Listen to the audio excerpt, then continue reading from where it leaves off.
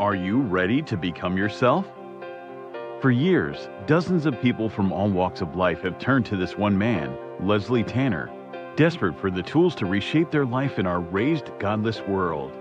Utilizing a unique blend of good-natured humor and brass tacks education, his innovative approach has helped innumerable people reach new levels of consciousness and personal power. Leslie Tanner, a controversial but selfless and massively influential figure, defies categorization. Since he and his life-changing program rose to fame, the expert class has desperately attacked him as a clown, snake oil salesman, or predator, attempting to silence him precisely because he is so effective at helping others become happier and more powerful in their own lives. From the most challenged, the mentally ill, handicapped, women, and mentally retarded, to the most successful athletes, entertainers, business owners, medical doctors. Regardless of your station, Leslie Tanner has committed his life to giving you the tools you need to transform your life. So, are you tired of being in near constant emotional and physical pain? If you could snap your fingers and have $1 million, would you do it? Is there a you buried deep inside whose power and will yearn to be expressed? It's a whole life-changing program. If they get half of what I got out of this program, they're going to have a much happier life. It was fun. I really loved doing the program. I loved learning about myself. It was just amazing. So if you have an interest in transforming your life once and for all, come along. I have so much to show you. In a moment, you'll have the opportunity to call the number you'll see on the screen and speak to me, Leslie Tanner, directly. Together, we'll tackle the most critical issues related to unlocking your true individual power and reaching your fullest potential. Let today be the first day of the rest of your life. Welcome to Explorations.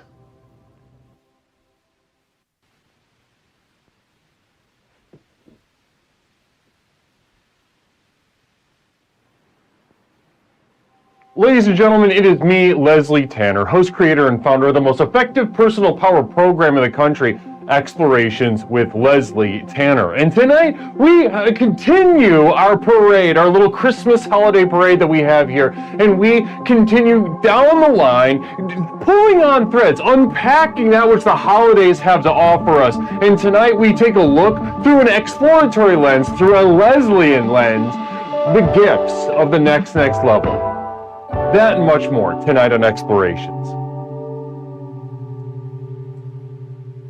Namaste, everyone. Welcome back to Explorations with Leslie Tanner. It's me, Leslie Tanner, host, creator, and founder of the most effective personal power program in the country, Explorations with Leslie Tanner. Namaste. Give yourselves a round of applause for being here. It is really a treat to be able to be with you, sitting with you in this moment right now as we begin our evening's exploration to do what exactly? To tap into the power of the next level that we speak about so frequently here at Explorations with Leslie Tanner. That is to say, to tap into and unlock and unleash a potential inside of you, the act of truly becoming yourself, setting yourself free, unencumbered, uninhibited by nothing in your way between that and the person that is yearning to be set free inside of you, screaming to be let loose. Namaste. You've been keeping that person in a cage, in a zoo, in a cage.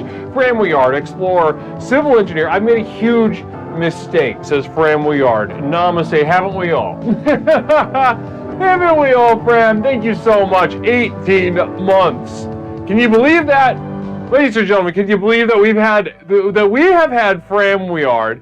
We've had Fran Willard to ourselves for 18 consecutive months now. Namaste. Namaste to Fran. Thank you so much for being here, brother. You know, it's funny. I remember just yesterday he wandered into the chat. What is this business? Is this really what is this? Oh my goodness gracious. Chrismac coming at us with 3,000 bits.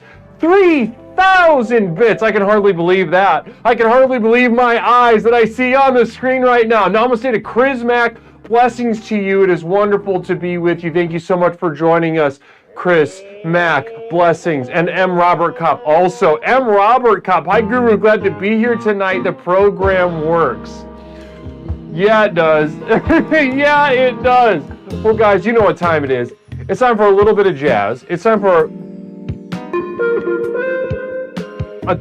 little bit of jazz, a little bit of recklessness, a little bit of exploration of the body, right? Because the body and the mind, where's the line between the body and mind? Is there a line? Is it a confluence? Or should we be thinking about the body and the mind as a spectrum, as one thing that must be included?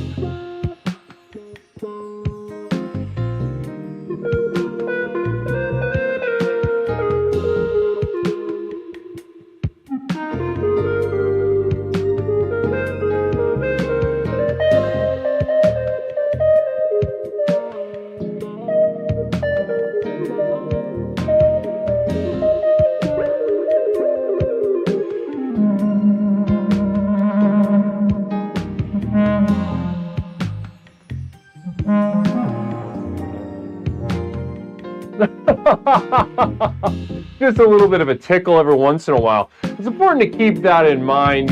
Sometimes that jazz isn't about a freight train heading down the tracks. And sometimes you think of it.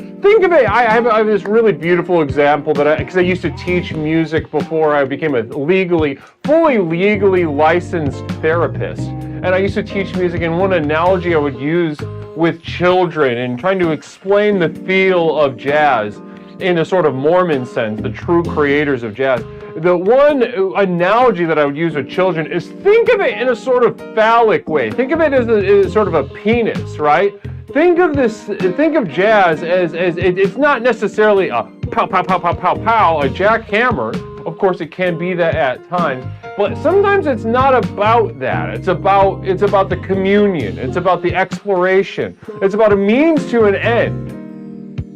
And you should see how good I was with those with children.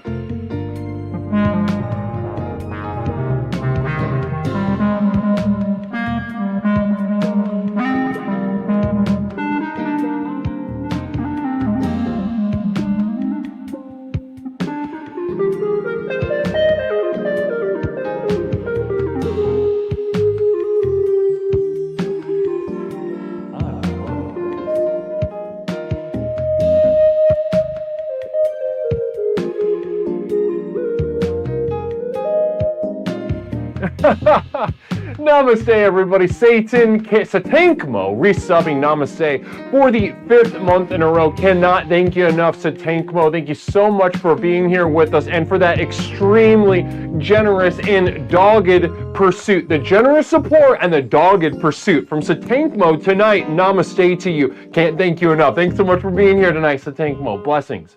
Blessings to you. Yes, indeed. And M. Robert Kopp also, I just want to say a special thank you to M. Robert Kopp as well. Thank you so much for being here, hon. I can't thank you enough. I cannot thank you enough for your persistent, consistent support here. You are here at the beginning of the stream, and you're here at the end of the stream every single time. Can we get some namaste in the chat right now for M. Robert Kopp?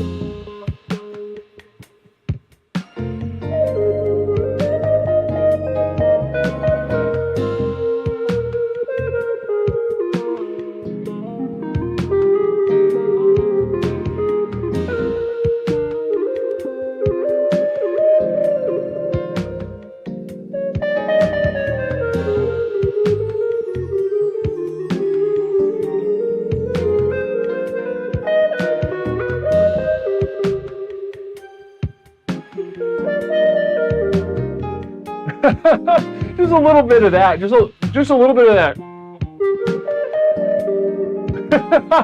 Just a little bit of that.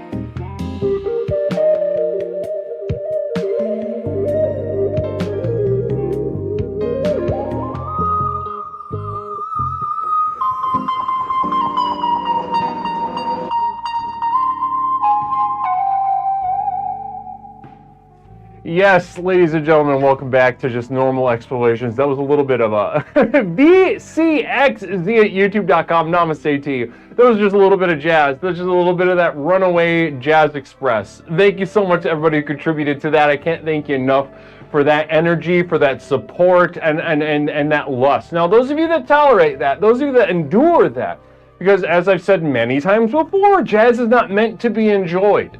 Jazz is not meant, ask the forefathers of jazz, basically Joseph Smith and him. And Joseph Smith was the sole creator of the entire history of jazz music. That is the same Joseph Smith of the Mormon faith. So when we think about the mindset of somebody like Joseph Smith, a mind like that, creating not only the entire Mormon faith, but also in addition to that, the entire history of America's greatest art form, jazz music. When we think about the mindset of a great mind like that, we gotta ask ourselves exactly what was his goal. To try to get into it. So, and there are some answers when we piece together the notes. When we piece together the notes that he left in journals that are free to explore on the internet. You can take a look at the letters that he sent to his most trusted confidants at the beginning stages of jazz music, and you could see exactly what he meant to do. And of course, at times he enjoyed it, but other times he said explicitly several times, this is not meant to be enjoyed. This is not good. This thing that I'm doing is not pleasurable to me. I would say about 75 to 80% of the time. And nor should it be to any of the practitioners or any of the listeners. So and since then you've seen innovation upon innovation. The songs going from from a standard pop length and at the beginning of the 20th century extending into maybe 15 minutes, maybe 45 minutes, maybe things that you can't interrupt for multiple hours at a time. And this is to challenge the listener, aka to make sure that you have a much more difficult time enjoying it. Again, in the spirit of Joseph Smith, not meant to be enjoyed. So that's a little bit of history lesson. A little bit of history lesson about that art form that some of us enjoy but most of us don't. Blessings and namaste. I've known a few Mormons and a few morons, says MX Star. That's what, play a Mormon, take the second M out, what do you get? Moron. That's so funny. Well, if you're a Mormon, make sure you got enough M's, right? Make sure you got a spare M in case somebody steals it from you. Do you know what I mean? I was playing along with your joke as well, MX Star. We're having fun tonight. I can feel tonight's going to be a good one. Tonight's going to be a really good one as we explore tonight the theme, Gifts of the Next Level. Gifts of the Next Level on Explorations with Leslie Tanner.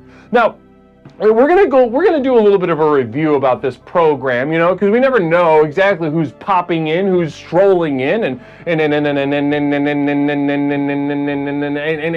never know exactly. So it's better to just cover all your bases, right? Get back to basics when it's necessary. Namaste, MXR, good to see you. Good to see you, MXR. You're already getting involved in chat this early and making your presence known. I feel that and I appreciate that. I can feel it. It's a dense phallic energy, MXR. I don't know if you feel phallic on your side, but it's reading as phallic on my side. You're as a rigid penis. That's the energy that it's giving off. Now, I'm not, like I said, I'm not with you. I don't know if your physicality is rigid or if you just have a strong will of the mind. I'm not sure astrologically what could be causing a phallic energy from you, but it's there. It's there. I was just thinking, I was getting a coffee this morning. I was out in the community. And I was getting a coffee this morning. I like to sit and chat with the coffee workers. And as I was speaking to them, one of the baristas asked me, Leslie, have you been having a lot of vivid dreams lately? And I swear to gosh, my jaw pretty much just about dropped. My jaw pretty much just about dropped. I was like, excuse me, how could you know that? Yes, I have been having very vivid dreams. And I asked, have you been also having vivid dreams? And she said, yes. And I said, I said to myself, I don't really know two shakes from a lamb's tail about astrology, and it's been a while since I talked to any of my lesbian friends. about what is going on with the moon. So if we have any lesbians in the chat right now? What's going on with the moon? What's going on with astrology? Could somebody, is Hereticus in the Big Dipper in retrograde? I don't know what any of these words mean, and I don't know anything about how that works. But if you could get, did I get her number? If I was in a different period of my life, I'd be, don't even worry about that. A different time in my life, I would have absolutely, there was hardly a number I couldn't get when I really committed myself, when I really committed my mind to what I wanted. And at that moment, though, that's the thing. What I wanted controlled me. The gifts of not receiving what I wanted had yet to be opened in the Christmas of my mind. Namaste. Namaste to you.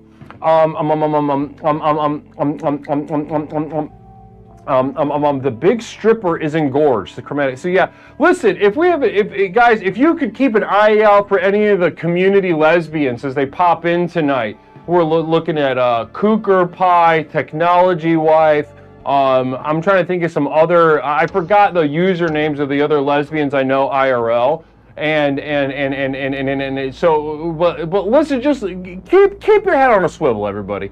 Keep your head on a swivel in case any lesbians coming, because I got some questions about, astrology and the moon and stuff like that, because my vivid dreams, there's something going on. There is something in the air. Namaste. Now, I'm a lesbian on new drug for depression. Try Cox again. So that's funny. So a lesbian trying to get, and that's so funny that you say that, Big Warwick. I know a lesbian who did exactly that. All joking aside, it absolutely rocked my world. Maybe the biggest lesbian that I had in my personal life. Hit a drought, and then just started having sex with a penis. If you can imagine that. She did not like sucking. That's true. But either way, it really says a lot about spirituality and the power. That's what when I've worked with her one-on-one through the program of explorations, and we've worked exactly on this facet. It was like, listen, when something comes up, when an energy comes up in that mind and that body of yours, if you say no to it, you're saying no to the true you, to the power of the next level, to the universe as it is attempting to be expressed through you. And so so that's thanks to me. So if she does pop in tonight, you're welcome, and you're welcome. Namaste. Let's see. How why do lesbians hate men but want to be one? MXR, you got to meet more lesbians. Yeah, I get along famously with lesbians.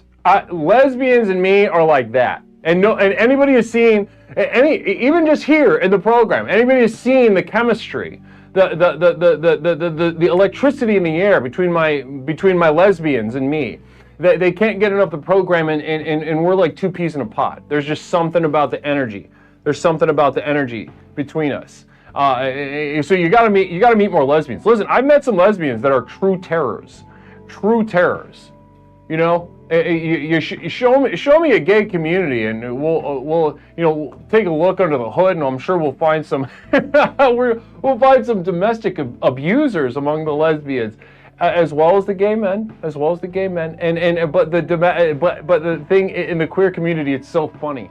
It's so funny because they're reticent to point it out. There's a lot of shame and a lot of confusion, and there's a lot of like, hey, we're backed into this corner already by society. Nobody likes us. I'm always afraid, and so it's difficult. It's difficult to blow the whistle sometimes for them. So they they sit there and get abused for kind of a long time. Namaste. I mean the butch ones. Yeah. Oh yeah, for sure. The butch ones. Ooh, bush ones can be scary. Namaste. Big Warwick, subscribe for... Big Warwick, are you kidding me? This is your first? Bro, Big Warwick, whatever you are. Namaste to you and welcome formally to the program. Great to have you.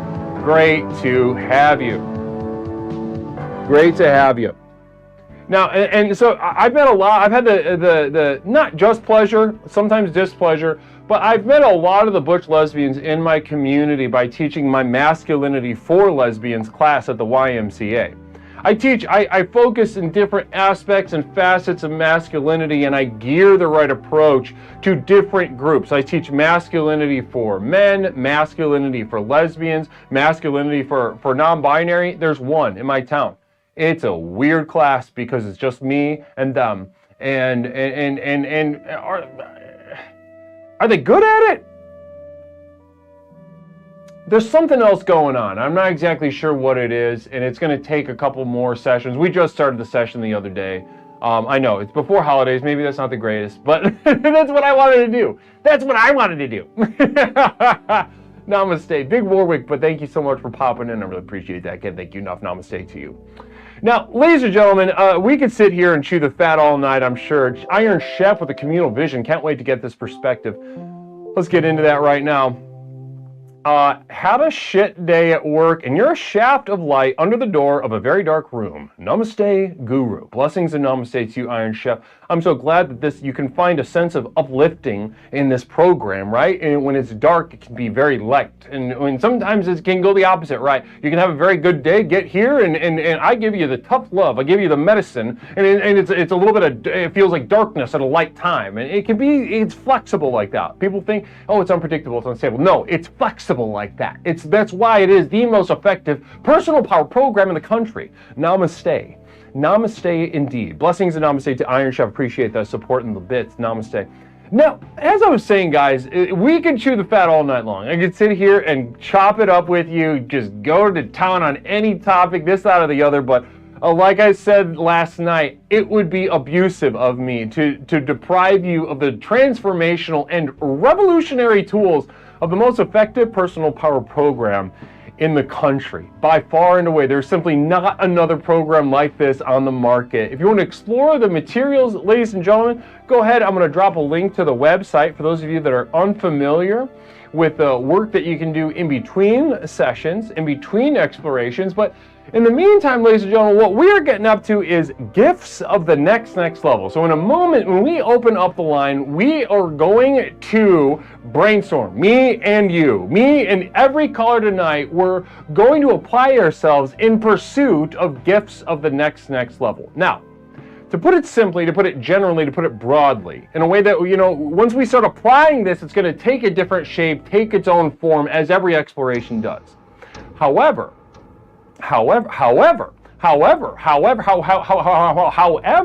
ladies and gentlemen, in the most broad and general sense, what I can nail down gifts of the next level as a way that'll speak to, virtually everyone in chat right now. Gifts to many, I would say the gifts to most people in this world are considered to be additive to their lives. That is to say, it is something positive that they add to a life that was without it. A life that lacked is, after the gift, a life that has. Does that make sense? Oh, quick communal vision real quick from Orchestar. Hello, fellow weetods. Namaste, Orchestar. It's so good to have you. Hello, fellow weetods. Namaste. And that's a good, that is a good typed out impression of us, of somebody with mental retardation, somebody with a sort of deficit, an intellectual deficit, maybe a Down syndrome or one of those syndromes that has, it's just like the first name. It's like Blaine's syndrome, and they've just got like a small little rock in their brain. You can hear it when they just run full force and hug through a plate glass window. But anyway, yeah, so that was good. Thank you so much for that, Orchestra. I appreciate that. Now,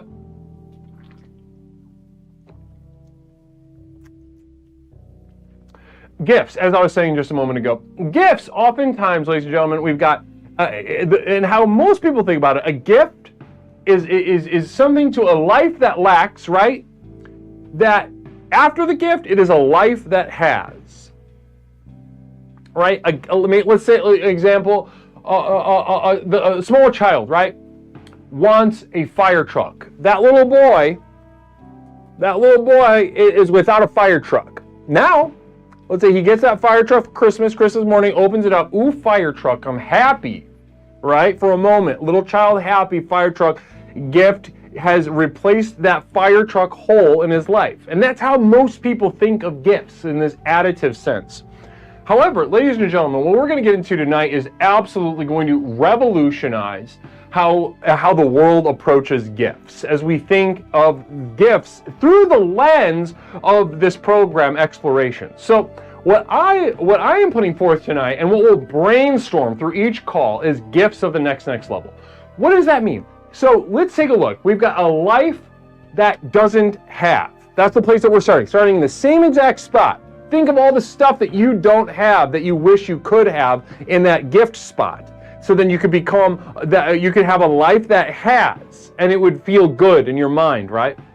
And not that it's without pleasure, but let's go back to basics, back to square one. A life that doesn't have. Now, those of you that have been here for any period of time know that this life that doesn't have, this life that lacks, ladies and gentlemen, in the most profound sense, is the greatest gift that we can have or receive or give. Because this life that doesn't have is so much closer to unlocking and unleashing the power of the next level. As we say often, discomfort is the path of the next level. And what's more uncomfortable than not getting that special little something this year? Or what's more disappointing to be reminded of that which we do not have than to receive a shitty little piece of shit gift, right? Right? We've all been in maybe like a Secret Santa thing, or a elephant thing, where maybe you get a gift and it's like, oh, this is going to be a good one. I'm going to be excited for somebody to get this, and then you get a human turd. You get some trash from Home Goods, right? You get a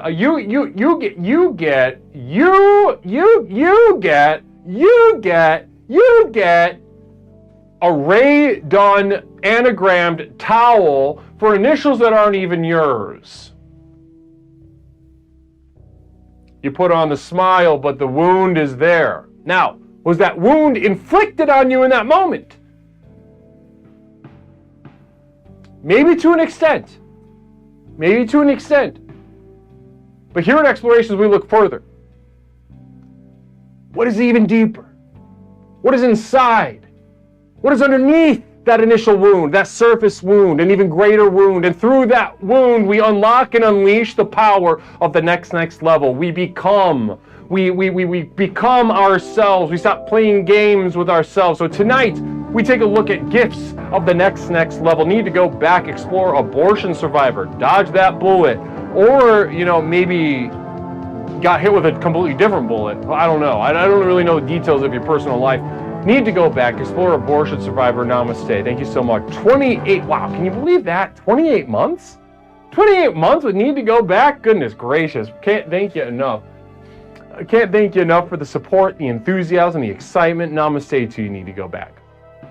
Now, ladies and gentlemen, that is what we're going to be discussing tonight. That is what we're going to be exploring tonight. When I open up the line in just a few moments, we will be exploring exactly that. How can we both give and receive gifts in a Leslian sense, an exploratory sense, to unlock and unleash the power of the next level? Tonight, we're not thinking about gifts as in an additive way. We are thinking about a gift that deprives, a gift that detracts, a gift that takes, a gift that disappoints, a gift that leads us back to an incurable disease inside of each and every single one of our hearts. Namaste. That is where we're heading. That is what we're exploring. Thank you so much. So 773-974-9585. I'll go ahead and open up the line while we get through these next orders of business. Peppercorn Patty, Explorer, makes women feel uncomfortable. That I believe. Boo! Need to go back. Boo. So I don't know what's going on. So Peppercorn Patty, those of you that don't know, Peppercorn Patty and Need to Go Back are an item, or romantically together. And I don't know what's going on. If there's trouble in paradise or something, I'd love to discuss that with you. So we just got an open and public, shameful booing of a romantic partner there. And I'd love, as a therapist, I'd love to dive in. As a therapist, I'd love to dive in. Let's see. Please work. Oh yeah, we're cooking with gas tonight. Namaste. Welcome, host. You are now in the host room and can manage your callers from the... Namaste. Beautiful stuff. Beautiful stuff. All right, ladies and gentlemen, so let's go ahead and jump right on into it. Quick orders of business, guys. First of all, P.O. Box. Send me a little something. P.O. Box 47621, Chicago, Illinois 60647. I love getting little postcards. Who's going to be my Santa Claus this year? I love getting anything from you guys, though, really. Anything you want to send is truly a delight and treat for me, Leslie Tanner. P.O. Box 47621, Chicago, Illinois 60647. Namaste to you, and thanks in advance. Now, in terms of me sending you stuff, ladies and gentlemen, if you're looking for the true program materials, I'm talking about the exclusive videos, I'm talking about the podcast, I'm talking about the music downloads, I'm talking about a monthly postcard that I can send to you, to your mailbox.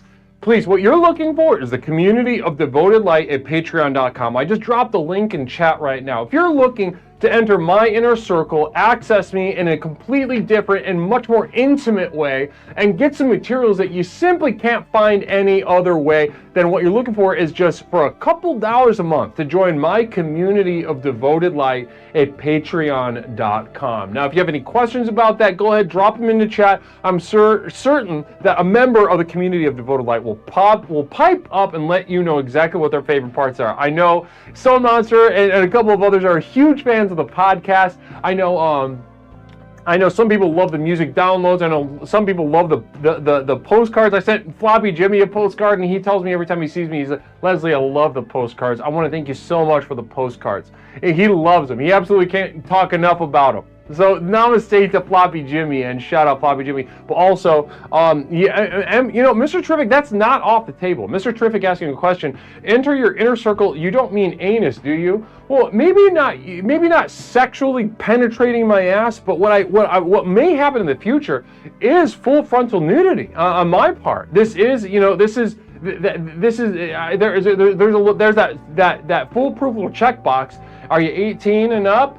And you got to say yes. So legally, I'm covered. I can show whatever I want. I can show the underside of my shaft. I can show the rim of my asshole with any sort of magnification or intimacy. That's what I could do, and that's definitely on the table. Thanks for asking, Mr. Terrific. Namaste. Now, guys, that's enough for me. That's enough Holly Button. That's the line is now open. 773-974-9585. 773-974-9585. I'm going to go ahead and make sure that all the microphone settings are right, because yesterday was a little dingbat. Let's see here. Yeah. Oh, we're good. Right? Yeah, we're good. Perfect. Beautiful. 773-974-9585. We're exploring gifts of the next level.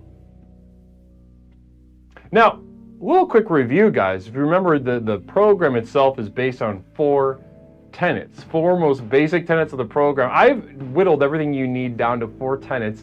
The 4 basic tenets that you need to apply, to let into your life.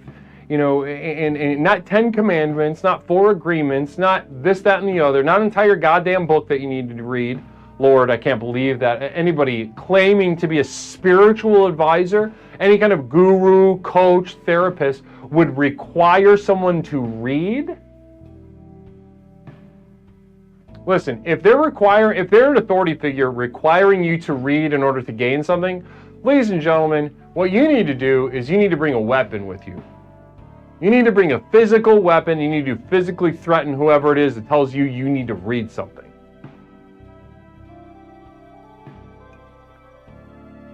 I love these things, by the way. I'm on a different thing tonight. We're on a different little kick tonight. We are fucking with Alani News. I love these things. These things are fun. They're a girly pop little drink, and I really enjoy them. I gotta say, I really enjoy them. And I think they're girly pop, but they're for everybody. That's what, it's not just for ladies. Fellas, I know I can feel like you're tightening up. Oh, Leslie, as masculine as he is drinking a gay little drink? Yes, I am, and it feels good. It feels great. I can't celebrate it enough. I got the flavor cherry twist. Cherry twist. Delicious. You guys drink these? M. Robert Kopp loves these. Yeah. What is Cherish here? How does Cherish feel about Alani News? Cherish has got some good opinions about consumer grade stimulants. But M. Robert Kopp likes the Alani News. I like Rippets.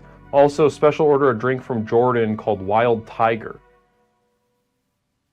What's that? How much caffeine? Is it a pre-workout or is it just an energy drink? What's that? What's going on with that? Comedic. Talk to me about Wild Tiger. 773-974-9585. Gifts of the next level. It's an energy drink. How many millis of caffeine in a can?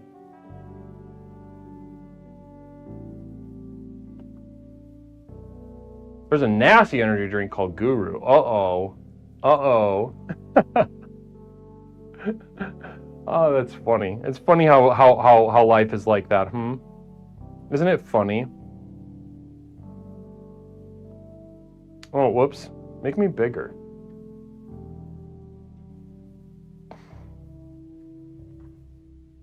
It's crack in a can? Can somebody look up how many millis of caffeine per ounce? Like how big are the drinks? I like these tall boys. I like these like skinny little tall boys, these cunty little tall boy energy drinks. I love that it's developed into this. It feels so it's like a Virginia Slim. It feels very like kind of, breezy. I feel like I'm in Venice Beach or something, Seventh Dragon Ball, yeah, let me know, Seventh, or anybody really, let me know about how much caffeine. I'd love to know. It doesn't say on the can, but it's 8.4 ounces. It's gotta say, right? I think it's like,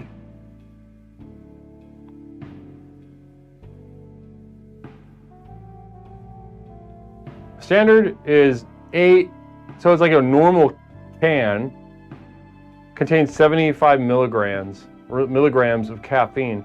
That's really not that bad. I mean, this has got 200 in 12 ounces. I enjoy it. It's right for me in my life. And I'm not here to apologize. Lord knows that. Lord knows I'm not about to apologize for enjoying this cunty little cunt boots down beverage, Alani New. This sort of you go girl kind of beverage, Alani New. Cunt boots down, cunt down. Black Hawk down, black boots, cunt. Cunt Hawk, cunt. James Cuntnet. Who else is in that movie? 773-974-9585. Gifts of the next level on Explorations with Leslie Tanner.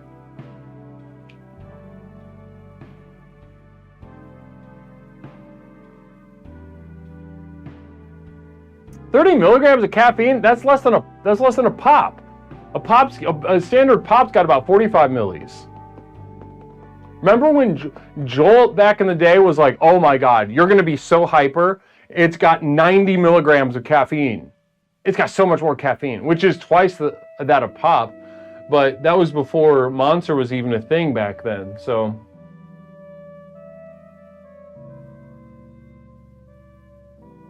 Cunt Hawk down. Cunt Hawk down.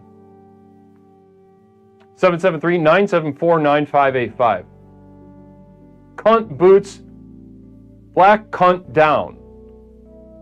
Black boots cunt. Black Hawk down. Boots. Boots. Houston, I'm gagging. Crumbs, cunt, gagging. Josh, cunt boots. Maybe something like that. 773-974-9585. Gifts of the next level on Explorations with Leslie Tanner.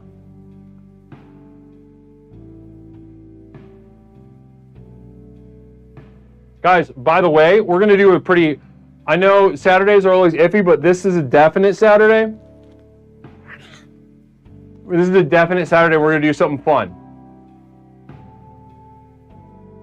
We're going to do something fun on Saturday, all right? Something fun on Saturday.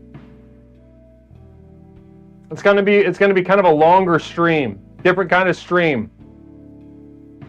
I'll let you guys know what it is at the end of tonight. Saturday. Josh Shartnett and Cunt Boots Down. Yeah, that's a good one. That's a solid one. That's a good one, Dieter. That's a good one, Dieter. Thank you for saying that, Dieter. It says energy per 100 milliliters.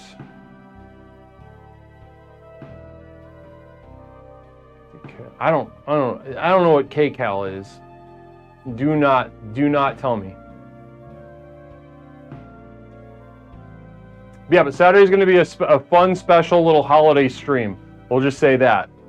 It's going to go long. We're going to start a little bit earlier and just go till we're done.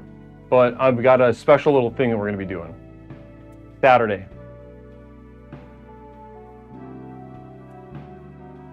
Seven 773-974-9585.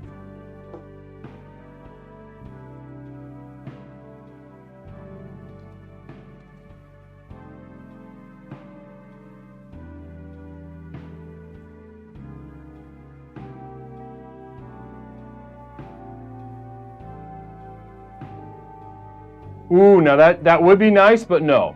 No, comedic. Good question.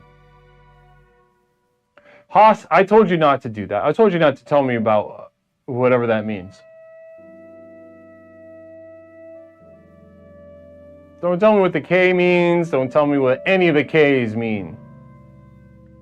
Especially, don't tell me what the Ks mean. Don't want to know. Do not want to know. Don't tell me. Are you just going to sit there for 12 hours and not say anything but play music? You know, that is something that we're going to do that next. We're going to have some festive stuff next Friday. But Saturday is going to be a little something else, a little something heads up.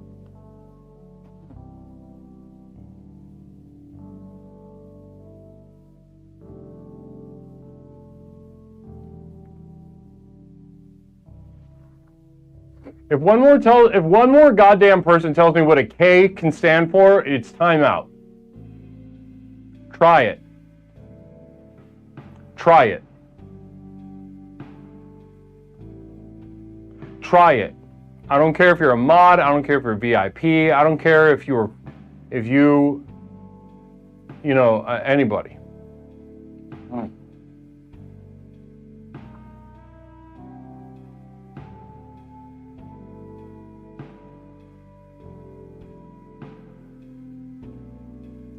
Somebody time out, Poor. Do we have a moderator? Orchestar, are you around? Are you around, sweetheart? Can you go ahead and please time out Poor?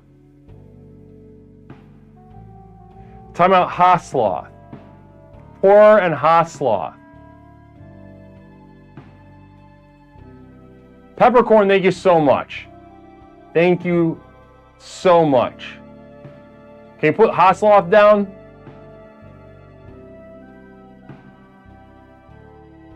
Yes, beautiful.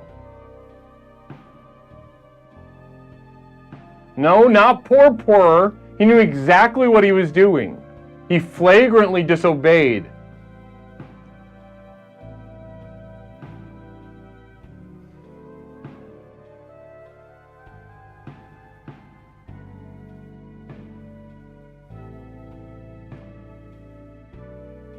All right, we got our first caller. Caller, welcome to Explorations with Leslie Tanner. My name is Leslie. What's something I could call you tonight? Michaela, I didn't know I was the first one. Yep, you are our first caller tonight, Michaela. How you doing? I'm doing pretty good. How about yourself? Oh, I'm doing great. I'm doing great, feeling energized, feeling enthusiastic, and really excited about tonight's theme. Yeah, I asked Sheen what exactly, because I'm in late. I was like, what exactly is theme? And he's like, I wasn't given any guess. You said what? What was that? Well, yeah, I wasn't like, I asked Sheen like what the gift of the next level meant, and he said I wasn't given any guidance. So, Can you like? Oh, apparently it's hard to hear me. Yeah, I fix it. Go ahead. Okay. So you don't know what gifts of the next level are. Are we talking like social gifts or like literal gifts or? We're talking about let's start there. Let's start there. In many ways, ladies and gentlemen, this is a perfect place to start. So, Michaela, I know oftentimes people give you guff for not having an idea to talk about, not having a question, not really paying attention to what the theme is, kind of just wanting to call up and talk about whatever you want for as long as you want. You get a lot of guff about that, but I think what you do is beautiful. Well, I do have something I can talk about but I just want to make sure it's the right interpretation of what you were saying. I understand. came in late. Listen, well, that's exactly what we're doing tonight on Exploration. Tonight we're exploring gifts of the next level. We are finding exactly what that is in a specific actionable context. What I laid out, if you were, which it sounds like you weren't, watching the program before your call, what I tried to communicate to everybody is that gifts of the next level, an easy way to think about it in a kind of general sense, is in an opposite way, right? So gifts often to most people are additive, right? It's something that you don't have on one hand, then you get the gift, and then you have it. Mm-hmm. A life that lacks and a life that possesses on either side of the gift, right? So here at Explorations, in order to sort of unlock that power that we talk about, that power of the next level, what we're looking for is a gift that starts in the same place, right? Gift of the next level will start with the same place. A gift is something that we don't have. But what we're looking for is a gift that rather than adds to the life, either maintains the life, takes from that life, disappoints that life, further illuminating the lack, the zero, the nothing, the wound inside of them. Therefore, bringing them closer to the power of the next level that we speak about so frequently here. Michaela, does that make sense to you right now? I think it does. I'm pretty sure. Okay. So maybe like since moving closer to the next level, I've received the gift of realizing I am not as socially skilled as I thought I was.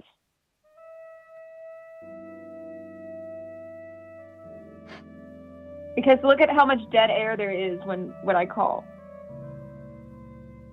What? So dead air is negative to you. You think it's bad, right? Well, it's something that it's taking away, because in normal conversation, I'm pretty good at talking with anybody. I cannot keep up. So there's something here, right? There's a smoothness outside of here. Then when you come into the sort of explorations zone with old Leslie, you feel like you have some trouble and it feels less good. Yeah, I can't riff, Leslie. I'm bad at riffing. Kayla, I beg to differ. Riffing in this sense. People say this to me pretty frequently. They say, Leslie, I can't call. I'm not funny, or I'm not interesting, or I don't have anything to say. Things like this. But listen, the perfect thing to say is exactly that which you say. You know what I mean? Like you call up, you interact, you listen, you take turns. Mm-hmm. That's how conversation goes. Yeah. A lot of times people call up, they want to do bits, they want to joke around. Well, guess what? They're saying no to the program and saying no to the power within. Yes. Yeah. But I'm not good at doing bits, so I just kind of sincerely offer you. No, yeah, in my life. Your calls, you're right. Your intuition about the quality of your calls is correct. But this is good. This is good. This is positive. You know, in a Leslian sense, it's good. It's detracting from people's experience watching the show, which is positive. Yeah. Because they would all love, right? They'd love if a Robin Williams or Cedric the Entertainer called up and did a tight five, and we could all laugh and be entertained. Wouldn't that be fun? That is the cow mindset. That's the cow mindset. And being deprived of that, like you do very famously, being deprived of that entertainment is the greatest gift, and weirdly enough, a really beautiful gift of the next level. Exactly. Yeah. Yeah. It's almost like I'm presenting clay to you, and I'm like, I don't know what to do with this. And then you try to make stuff, and then I'm like, wait, no, I don't like what you're making. And then I take your hands and I try to move them away from the clay, and then it just kind of isn't anything. Exactly. The universe, these creative materials pass through your touch, through your mind, and you imbue them with nothing. Yeah. Time flows through you, and you produce nothing. I produce nothing. Yeah. And that's beautiful. That's why you're such a strong explorer, Michaela. Exactly. So listen, I think this is a beautiful way to start our discussion tonight as we await more. People are lining up in the call queue. So guys, if you want to get in line, go ahead, give us a call, 773-974-9585. But Michaela, I think you got to start it off on the exact right foot that we needed tonight. Like starting from a place of ignorance and arriving at a place of even sort of the opposite of enlightenment. What would the opposite of enlightenment be? Realizing, that you just don't have what it takes. Enlightenment is. Wouldn't it be kind of enlightening though? Well, true, but it would stretch that word out. I mean, normally when people say enlightened, right? In chat, this is an interesting point because a lot of you, this might resonate with some of you that are more like Buddhist or spiritually minded. When people think of enlightenment, be honest with yourself, they think of something positive, don't they? Well, isn't it sort of like losing wants and being at peace? At peace, right? And this is something good that people desire to be, right? Yeah. There it is. I feel kind of at peace with the fact that I don't have to be the funny one. Well, that's good. That's a load off of your shoulders, huh? But it's distressing when I feel like I should try. Right, exactly. When was the last time you tried and failed, other than tonight? Yesterday. What was it yesterday? Was it the call, or were you hanging out? What was going on? When I called in and didn't say a word, and then got terminated, and then I called back, and then she said, "Oh wait, you were terminated. Sorry." And then I kept trying to call back, and I couldn't. Yeah, and that was an utter rejection, right? That was a complete rejection of you as a person at that moment. Correct. It felt very personal. Yeah, it was. That's a sneaky part of the termination by poll, because you could do the raffle one that's more expensive, but the 600 bits one that costs less, and if you can pull it off and terminate somebody this way, it hurts even more because everybody has to contribute. Right. Everybody has to say absolutely not, no. And also, to add insult, or sort of just kind of really pour some salt in the wound, we've decided to enforce fully the snoozing of callers. We will not allow callers that have been terminated to call back in a single show. That's going to be pretty detrimental on explorers such as myself and Jen. Yep, probably. Or, in that it's detrimental, it's actually good and better. Right. It hurts you. Oh, yeah. That reminds me, Dinky is supposed to give me a bloody knife and also maybe some PC advice. But I've gotten neither. Some what advice? PC. I was going to ask him for... Because remember, that's the thing that genuine about. Okay, well, good luck with that. I don't want to talk about that. I'll talk to you later. Michaela, thank you so much for the call, and namaste. Okay, bye. Beautiful. That was a nice first call. That really sort of unlocked some things for us tonight, really getting us started on the right track. Namaste.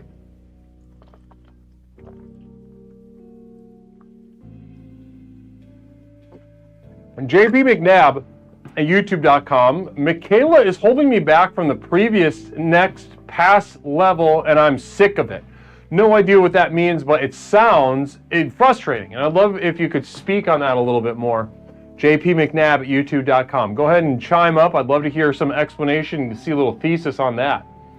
773-974-9585. Gifts of the next level for the holiday season.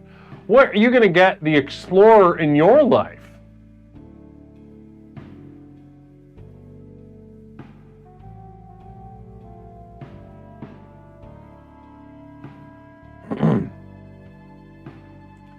All right, we got another caller lined up and ready to roll. Let's go ahead and bring them on. Namaste.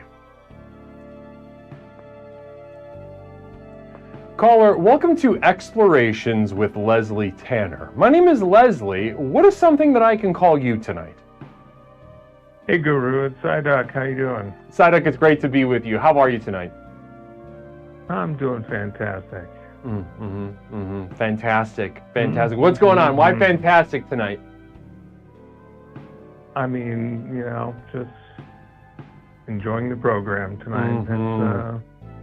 It's quite a gift, as it is, as always. As always. You don't sound fantastic. Listen, I'm going to be honest with you. You sound like you're falling asleep and that you're kind of sad.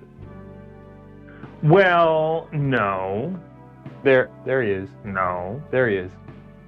No. Come on now. Well, Psyduck, let's just jump right in, brother. We've known each other for too long. Let's just get right down to business. Gifts of the next level. Talk to me. What's going on when you hear that phrase, gifts of the next level? We'll start with you and that noggin of yours. What comes to mind? Any half-baked ideas or some directions or questions even? Talk to me. Well, Guru, listening to Michaela prior and your insight into that, it kind of reminded me of a very I guess I don't know how to frame it, but I have a very specific memory of around the Nintendo 64 era of when, that came out. My dad, who my parents separated at the time, of course. Right. And we're still not over that, huh? Well, I mean, is what it is. He's, well, look, this is about the Nintendo 64 right now. Sure. We can go into the other Sounds like it's later. about maybe a little more than that, but I hear you. Let's keep going. Nintendo 64. It is, but currently it's about the Nintendo 64. Talk to me. Yeah. And so, yes. And so, gifts, you're unwrapping them, getting two N64 games. Looking at my dad like, oh, I don't have a Nintendo 64. He looks at me. He's like, kind of with a wink, and then, oh, I thought you had a Nintendo 64. Of course, some sort of reverse scenario where a Nintendo 64 will be revealed at the end of this and resolving it. But no, that wasn't the case. And it was a miscommunication between my divorced parents. And so I didn't get those games. Did get the Nintendo 64. And, maybe the beginning of my trust issues. But I don't know. It's a fundamental moment, Guru, and it was kind of. Chat, are we hearing this? Chat, are we hearing this? Are you hearing the devastation? This is devastating. This is devastating. Now, Psyduck, how did so you unwrapped the games, then you unwrapped everything else, and take us through that you unwrapped the last gift. It wasn't a Nintendo 64. What was that feeling? What was that feeling like right in that moment? I don't think I've ever felt anything that has been as devastating to this day, other than, because I think the last thing, what was it? It was like, it was like a Lego set or something, but that was also devastatingly the size of what would have been a Nintendo 64 box. What was in that box? Do you remember? I don't remember the set. Oh, well, yeah. Oh, actually, it was what was the name of the set? It was somehow linked to Steven Spielberg, but it was a Lego set that was, you could do stop motion animation with. And so, it had like a set. Yeah, so there was like, and it came with a specific software, and you could like, it was this whole fucking thing, and yeah, it was like, but that to me, that's a nightmare. That was better. Rather than getting something that is fun, as a child, you are cursed and set on a creative path? So did you do any stop motions with that thing? Oh, fuck yeah. I used the shit out of that. Wow. Sounds like you were abused cool. in more way than one that day. In more way than one. I mean, truly. Now, truly. So do you remember any talks between your parents, as separated as they were? Who fucked up, right? Who fucked up? My dad, definitely. Yeah, he was like in I don't know exactly what he did. I think somehow like shady mortgage business, I think. And he ended up cheating on my mom with his secretary. Was the secretary hotter than your mom? I don't remember. I don't remember like ever really interacting with her, because it was when I was very young. So it was like, yeah, this was like any time before I would have to interact with her. But there was another woman, his third marriage. And she was a devilish woman. One time, whenever I was staying over at their house for Christmas break. I don't mean to interrupt you, but the consensus of the chat right now is that my intuition was 100% correct, that the secretary was hotter than your mom. Okay, well, I'll take it. You know, I don't remember the original secretary, but you know that's probably the case. You can only imagine the smells between your father and that secretary. You know, in a model home, just the sounds of her cheeks clapping and echoing against the bare walls, furnitureless tile floors. Yes, me as a child in my crib.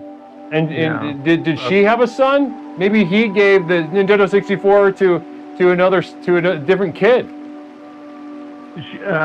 She did not. Well, no. This would not have been the same woman. This would have been the second one that I brought up at this time. This is the one that threatened me with a golf club whenever I was laying on a couch playing my Game Boy Advance. And she told me to take the trash out, and I said, I'll do it in a minute. And then she took a golf club out of my dad's bag and brazened it at me. And how old were you? That was a pretty cool time.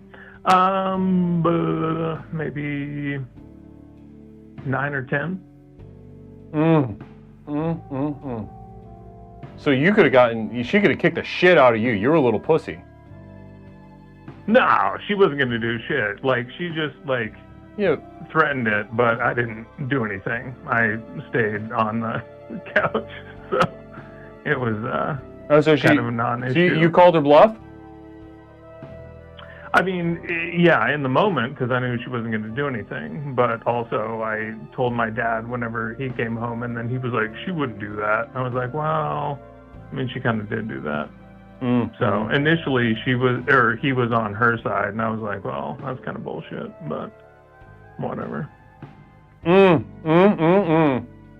Well, you know, Liz, I think this is another great call from a different angle. Gifts of the next level. This is a really beautiful an example of how deeply and someone can be affected well into their adult life by being disappointed early on. So those of you that feel compelled to give your children or other children something that they're really going to love, something that's really going to make them happy, think of the benefits.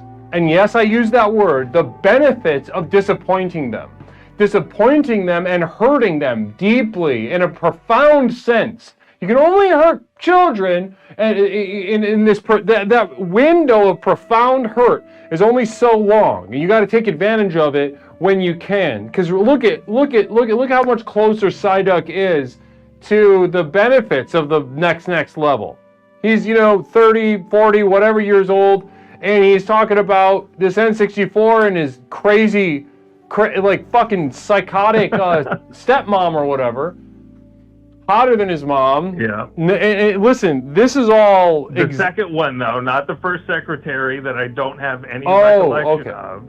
You don't have any memory of the secretary. This was the second. That was the second. That's when I was 3 years old. Yes. The first one that apparently they voted on that was hotter than my mom when I was 3 years old, and I don't know. The second one I do remember what she looked like and what her name was. Yeah. Her, I mean, mid maybe. Well, listen, I think I believe that. But listen, I'm going to tell you this right now.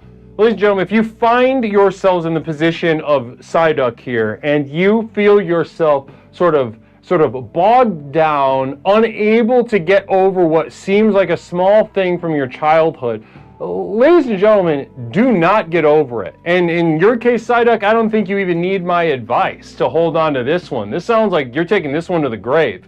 You're going to see that you're going to have an N64-sized hole in your mind and heart till the day you die, as your life flashes before your eyes. Guru, I mean, not only this, but I have I will. This is a later conversation, a later program. My father has a bad habit of relations with certain women, and so. Where did he hit him? Did he beat him up? Is he a rapist? No. He just the cheating scenario primarily, but so he fucks. He fucks a lot. Yeah, but there's the kind of the craziest thing is his ex-wife. The last one that I mentioned is currently married to my uncle. So that's a call for another time.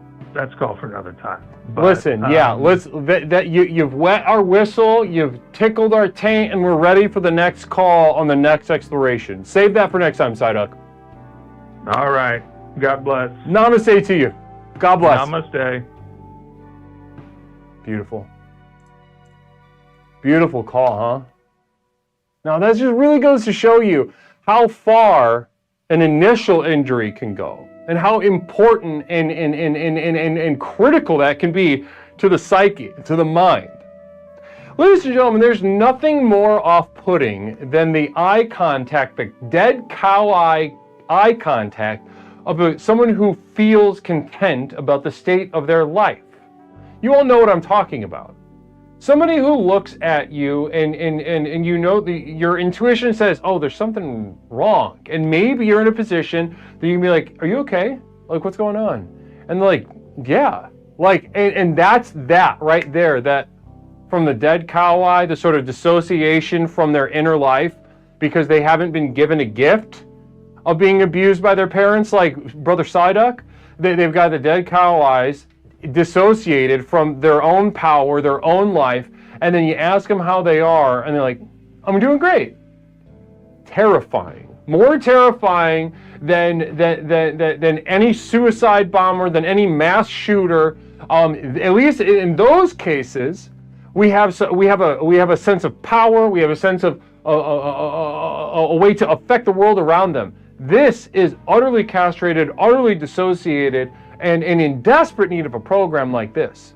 But keep that in mind. If you were abused physically, emotionally, mentally, sexually, whatever way, think of it in a Leslian sense. That Leslie says this is a gift. Let's see. Let's check it with chat. JP McNabb, it's open. Call right now. You can talk to the screener. JP McNabb over at YouTube.com saying that the calls are pre-recorded. Yeah, right. Like I've got the time and effort to do that. No, sir. No, sir. You give a call. Call that number right now. You're gonna call our screener right now. He's a great guy. He's a terrific guy. You're gonna hit it off with him really well. The energy in that weight room is terrific.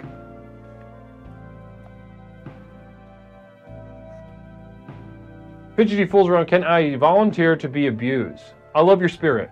We'll see. Let's go ahead and get to this next caller. Caller, welcome to Explorations with Leslie Tanner. My name is Leslie. What is something I can call you tonight? Ho, ho, ho. Merry Christmas, there, guru. Nuh-uh. Nuh-uh. Namaste. Guys, it's Wiki Riva, the one and only Wiki. And namaste. How are you tonight, brother? I'm having a great one there, guru. Boy, that show you're looking really festive around that fireplace. Oh, you got that thing really stacked up. That's a nice fireplace. That's somewhere I'd like to get warm. Brother Wiki, there's part of me that I have a complicated relationship, but by the time it's over, I love it. I love this stuff. I love that fucking little Santa that the team puts on the screen, that people trigger with the exclamation point Santa. Thank you so much, Jessica, for triggering that. And then changing the music, getting the fireplace. It's something else, right? It's something else in here. It's kind of it's magical, but even the gift that gives afterwards is that horrible feeling when that Christmas Day ends. Them blues really kick in. Right, the That'll blues. make Nick go back to his North Pole, and next thing you know, everybody's feeling blue again. Absolutely, absolutely. The blues, he says. Now, that's something. Talk to me about the blues after Christmas Day is over, right? The hoopla is over. The decorations come down. There's nothing to look forward to. What's that day like for you, the day after Christmas? For me, it really don't matter. I mean, when you get up to be about 38 years old, you done had a bunch of Christmases. But when you was a little boy or with a girl, and that day in the last 4 hours when that Christmas clock ticking away, and that candy's been eaten, and them toys been played with, and tomorrow you know it's gonna go back to normal. Woo! You talk about, that's some deep blues right there. Seeing all the children's faces the last 4 hours where they got to go to bed. And the next day, it's over. I know, and that's kind of interesting. So tonight we're getting into the gifts of the next level. And it sounds like, ladies and gentlemen, if you are trying to think, you're trying to rack your brain about a gift of the next level, right? Something to give either an explorer in your life or a potential explorer in your life, something that will make their life worse, that will make their experience on Christmas shittier and worse and make them feel bad and discouraged and empty and really illuminate those feelings that are already there, that power inside waiting to be released. Now, if you're trying to think of something and you can't, listen, it's not that complicated. If you fall in that camp, you're trying too hard, just take what Wiki's just told us. That there's a sense of a sort of that disappointment, that being let down, that is built in to the experience of the come up, right? So let's take a look at that relationship, right? The rise in tension, the anticipation, and then no matter how good that day is, the day after, technically a gift at the next level, huh? That celebration over. That celebration, that very tip of the epoch when them gifts get pumped. Mm-hmm. Mm-hmm. And then you got that. Then you got the dead eye. Namaste. Reality come back to you, yeah. I know. It's reality. It's reality. It's reality. Ladies and gentlemen, if you're thinking too hard about exactly what the power of the next level is, the gifts of the next level are, Wiki is dropping very serious pearls of wisdom right now. Very serious pearls of wisdom. It's reality. It's reality. You just need to give them reality, right? Wiki, what's the most disappointing gift you've ever received? Talk to me. Well, my mama, when I was staying with her, when I was a little boy, I remember, well, she liked to go to the dog tracks a lot, and we didn't have a bunch of money. Sure. And I remember one Christmas, me and my sister popped up when she woke me up about 4 a.m. She said, "Oh, let's go see what those old St. Nick brought us there, Wiki." I went up, we got our stockings, and I started digging in. Mm-hmm. And I found a roll of toilet paper, a carrot, one sock, a yo-yo, and wooden parachute men, Army parachute guys. That was about it. That was a Christmas for me that one year. No presents. Liquor bottles everywhere.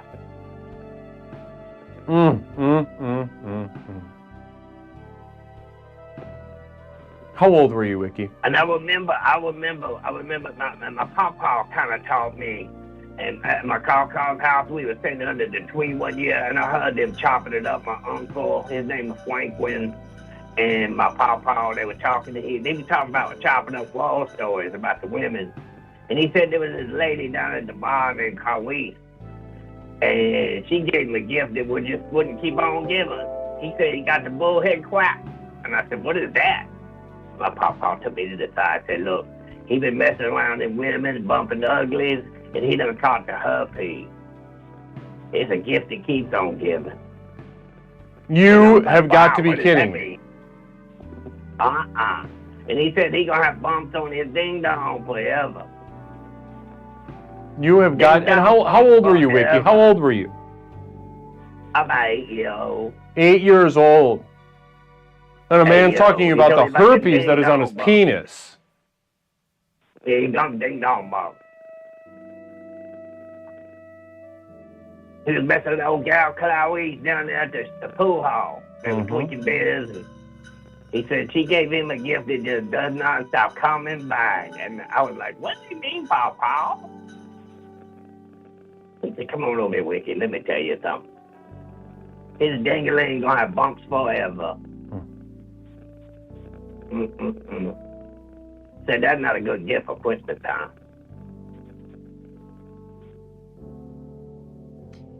That's true. Which does make me think that herpes is maybe one of the greatest gifts of the next level that you can give. Ladies and gentlemen, if you find yourself looking down at your penis or vagina, and you find that you have an outbreak of herpes, and I come, the rest of the year you're really like, oh, you're embarrassed, you're ashamed, or at least you've accepted it, but you gotta lay low, and that's how you feel. You feel like you gotta lay low. But what I'm telling you, during the holiday season, ladies and gentlemen, tonight we're talking about gifts of the next level, and during the holiday season, what normally during the year is a disgusting curse of herpes, a horrible, disgusting malady that you'll have with you for the rest of your life. If it was Bible times, it would have burned you, they'd have rejected you. That's awful, that's demonic, that's disgusting, it's filthy. Now, if you find yourself with this disease around the holiday time, you see what I'm saying? you have a very powerful gift to give. Namaste. Angry Scar 09 with the raid tonight. Namaste, brother. And thank you so much for joining us. Come on in, everybody. Angry Scar 09, one of the dearest friends of the stream, an extremely talented streamer, a talented performer, funny guy, casual guy. Listen, if you're looking for a streamer to add to your roster, you can't go wrong. I would imagine everybody here follows Angry, but if you do not, you're butt fucking yourself in the ass in the way that you don't like. You're raping yourself. Namaste. Hit follow on Angry Scar 09 tonight. And tonight, listen, Raiders, we're getting into gifts of the next level. To put it in a very short and general sense, gifts of the next level means it's something that takes away rather than adds, right? We're starting from the same place. A life that doesn't have, right? And rather than looking to give or receive a gift that will add, we're looking to give or receive a gift that will detract. Something that will highlight the disappointment, illuminate the lack, really grind and draw attention to the deep, unwell, and displeasure that we have that goes down extremely deep, and therefore it is a sort of a source of the power of the next level. So that's what we're getting into tonight. Namaste. Angry, how was the stream? How was the stream over there? X Side Hustle, you're not saying goodbye to me. Namaste. Thank you so much for that gifted sub to Angry. That very generous of you. Evie Side Hustle. Thank you so much for that. Blessings. And also for the bits. You're crazy. You are nuts. You're so generous tonight. I can't thank you enough. Evie Side Hustle. Thank you so much for the bits and for that gifted sub. So if somebody could let me know what that kind of energy you guys are coming in with, how was the quality of the stream? Sometimes they're not great, right? Sometimes they're not that good, and this could be one of those cases, right? Maybe Angry Scar just went on a little homophobic tirade right at the end that really caught everybody by surprise. Watch the Game Awards. It was overrun by French. Oh, okay, right, okay. The French people, yeah. That baguette. Jean with the baguette. The baguettes. Oui, so the baguettes dominated the Gamer Awards tonight. Wowie. Well, listen. Taking over. Wiki, I think you really you introduced some, as you always do, Wiki. You always are introducing some very poignant and earned, sageful little bits of insight, and I can't thank you enough, right? Ultimately, what you're giving someone, a gift of the next level, is a gift of reality. It doesn't need to be any more complicated than that. And at an all too early age, you were introduced to that, weren't you? No, yeah, I got a whole spoonful of that goo. No, I'm saying, well, listen, Wiki, before you go, as always, I'm going to ask you the same question I always do. Is it possible that we could get a little musical treat from you? So you being a very, very prolific and gifted, extremely talented singer, songwriter, band leader, record producer, etc., is there a song knocking around in that noggin of yours that you feel comfortable you could share with us tonight? I got one I can hum for you guys, a little tune that I remember heard it about 4 or 5 years ago. It's really old, but when I heard it, I thought, you know what, that's so true. And it's called Last Christmas, and I think about that band, them boys, the Ram Boys. I'd like to do it for the Explorers, a little bit of that, the first verse of that for the Explorers, and for all the viewers. Please, Wiki, take it to Last Christmas. And it's a holiday themed. I love it. I'm so excited. Listen, I pause the music on my end. Whenever you are ready, Wiki, go ahead and feel free to just kind of go for it. All right. Merry Christmas, everybody. One, 2, 3. Boom, boom, boom, boom, boom, boom, boom, boom, wah, wah, wah, wah, boom, boom, boom, boom, boom, boom, boom, boom, boom, boom, boom. Oh, boom, boom, boom, boom, boom, boom, boom, boom, boom, boom, boom, boom. Last Christmas, I gave you my heart, but the very next day, you gave it away. This year, to save me from tears, I'll give it to someone special. Don't know. Last Christmas, I gave you my heart, but the very next day, you gave it away. This year, to save me from tears, I'll give it to someone special. And that's the first buzz there, you. That's the first buzz. And I'm going to give it to you this year, you. Merry Christmas. Merry. All righty then. Namaste. I love you guys. Rock and roll, baby. Rock and roll.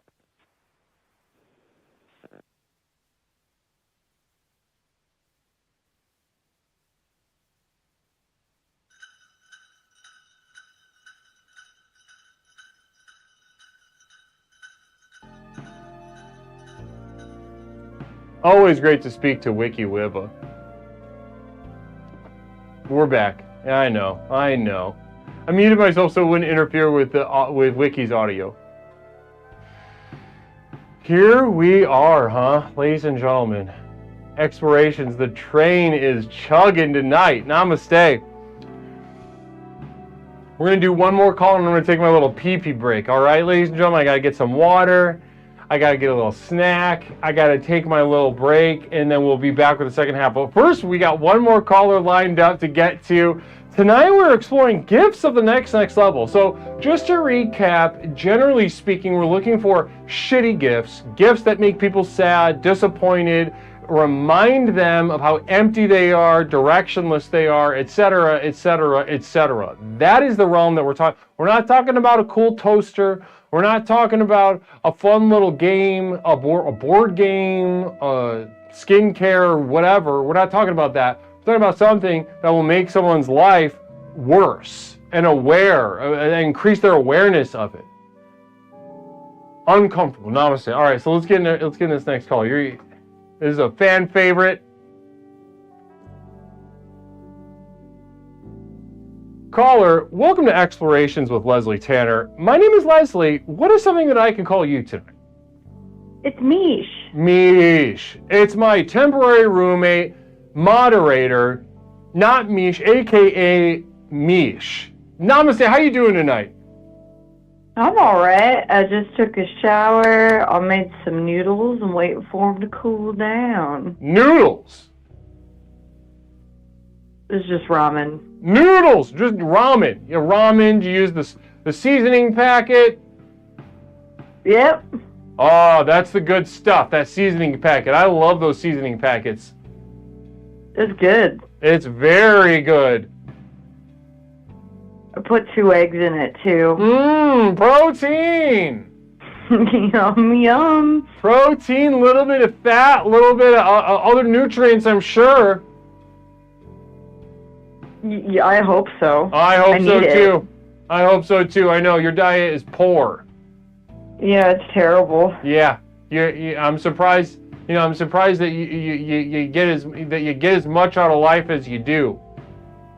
Yeah, me too. It's pretty inspiring. It's inspiring. It's like watching like a wheelchair Olympics, all right? They've got so much working against them, but they're getting after it. And just watching you, knowing that you're deficient in whatever you are, and still just squeezing the fruit of life and watching the juice drip down your knuckles is inspiring to me. Okay. Anyway, so this has been a really good start to the call tonight, Mish, and I appreciate your call. That's great. I don't believe you. What's going on? What's going on with you? What were you just thinking? What's going on? Chat, what's going on? Mish, what's going on? I've been waiting to get into the topic. Oh, we're just eager. We're ready. Okay, let's get into it. Yeah. I love that. A woman with Thank focus. you. Namaste. Mish, so tonight we're talking about gifts of the next level. You've been watching the program. Certainly you have some thoughts. Hold on, I have Let to us have them. Let us have them. Well, so part of what I was thinking was, it's not necessarily a gift, but it's something you could do around Christmas time. You know how if you like express interest in a college, right, or something else, they just never fucking stop sending you mail, or calling you, or emailing you? Yep. You'd sign someone up for that, especially if there's someone who didn't go to college, or maybe they did go to college and they're working a job that has nothing to do with their degree. Just like a little constant reminder. Oh my God, Mish. Somebody understood the assignment. It's Mish. Mish absolutely hitting a grand slam with the suggestion tonight, understanding exactly the spirit of our theme tonight, gifts of the next level. Gifts that remind someone of that which they are not and do not have. This is what we're talking about. So we're talking about signing somebody up that either went to college or didn't go to college, and just giving them a constant and persistent reminder they'll never be able to shake, that what their life could be, but isn't. Or, I don't know, maybe one of your family members is like vegan, which is fine, but like maybe they're really self-righteous about it. You could buy them a bunch of like meat snacks, like jerky. Oh my God. Meat to a vegan? Slim Jims. And I don't know, I think it would, especially if there's someone that's like, I don't like giving money to that, you can give money on their behalf. Donating, right. I think, yeah, I love, oh, that's another good one. Donate to a cause that they don't believe in and oppose. Right. I'll bet if you signed up, most of the people in this chat, if you made a donation to like the IDF or something like that in the name of the username of anybody in chat right now, I would say, well, let me back that up. I'll bet there could be a very sizable percentage that don't agree with that. But I would say, honestly, my honest appraisal of that, 60-40. 60% chance that will piss somebody off. But, we'll see. So, yeah, let's see. Who else? What else would piss someone off? I love this. Mish, you're on fire tonight. Maybe you have, like, a pro-life family member. Donate to Planned Parenthood on their behalf and maybe say, like, instead of a gift, I decided to donate to something that I think you would really love. Or maybe there's someone in your life that is pro-choice. You could donate to like a really anti-abortion, intense militant Christian organization on their behalf too. There we go. Gelgu guy, Mish, go for the combo move. Going to college for a degree that has nothing to do with your current job and get the constant reminder of it through student debt collectors, the gift that keeps on giving. Well, it just sounds like you gave yourself a gift, right? Of failure, frustration, of debt slavery. Yeah, namaste to you. Gelgu guy, thinking with that noggin tonight. Ooh, there's a good recommendation in chat. Get their child a puppy they can't care for. Ooh. Getting someone a live animal that they don't know about, one of the best ways to set someone up for failure. Absolutely. That's now, especially if they haven't expressed any interest in an animal to you before. Yeah, or maybe they just like don't have the financial means right now to properly care for an animal. Maybe it's an animal they don't fucking know about. They've never expressed wanting it. And you know that they're like the type of person that would feel too bad to like get rid of the animal, and it would like stress them out, but they would like kind of just begrudgingly keep this thing alive. I love that. What kind of animal would you pick? What's your least favorite animal? Who would you throw under the bus? My least favorite animal? Yeah. I don't know. I feel like dogs are the most high maintenance. Yeah. I think I agree with that. Maybe a Malinois. something that needs a lot of training. Yeah, Iron Chef saying Malinois. Yeah. Interesting. Ooh, ferret. Yeah, they smell like shit. And That's a good one. they're wiry. Primitive Church on the Rock. Namaste and welcome on in, Primitive Church. Thanks so much. Welcome to the most effective personal power program in the country. Namaste. I know. Yeah, you could. Or how about this? I just thought of something else, right? Let's take two people that are on two sides of the issue of an issue, right? And you find their opposing organizations that they hate, donate in the other's name. So let's say you got Bert and you got Ernie, right? Right. Bert. Classic. Bert hates. He's passionate about. He's pro-abortion. Bert loves abortion. Ernie hates abortion. You donate to whatever pisses them off in each other's name. You know what I'm saying? So like, cause conflict between two people. Exactly. And kind of just be able to stay out of it. And That's just good. watch it go. Watch it go. That'd be real good. Maybe Ooh, someone said sign their name up for Scientology. Yeah, maybe just like someone that's not religious. Sign them up for some religious pamphlets, some information. That'd be annoying. Maybe there's like a Jehovah's Witness for sure. Visit this house when they're doing their little walk-around parades. Right, the little parades. Just make sure that they always hit that person's house. Ooh, that's a good one. Jehovah's Witness, they get out there. They hit the pavement. Oh yeah, that shit's obnoxious. Namaste. Video Hell System rating. Come on in, Raiders. This is Explorations with Leslie Tanner, the most effective personal power program in the country by far and away. If you are, hopefully you're ready to tap into that power, that potential you've been waiting your whole life to let out, to express, the act of truly becoming that which you are meant to become. Set yourself free here at Explorations. Namaste to you. Come on in. How was the stream, by the way? Video Hell System.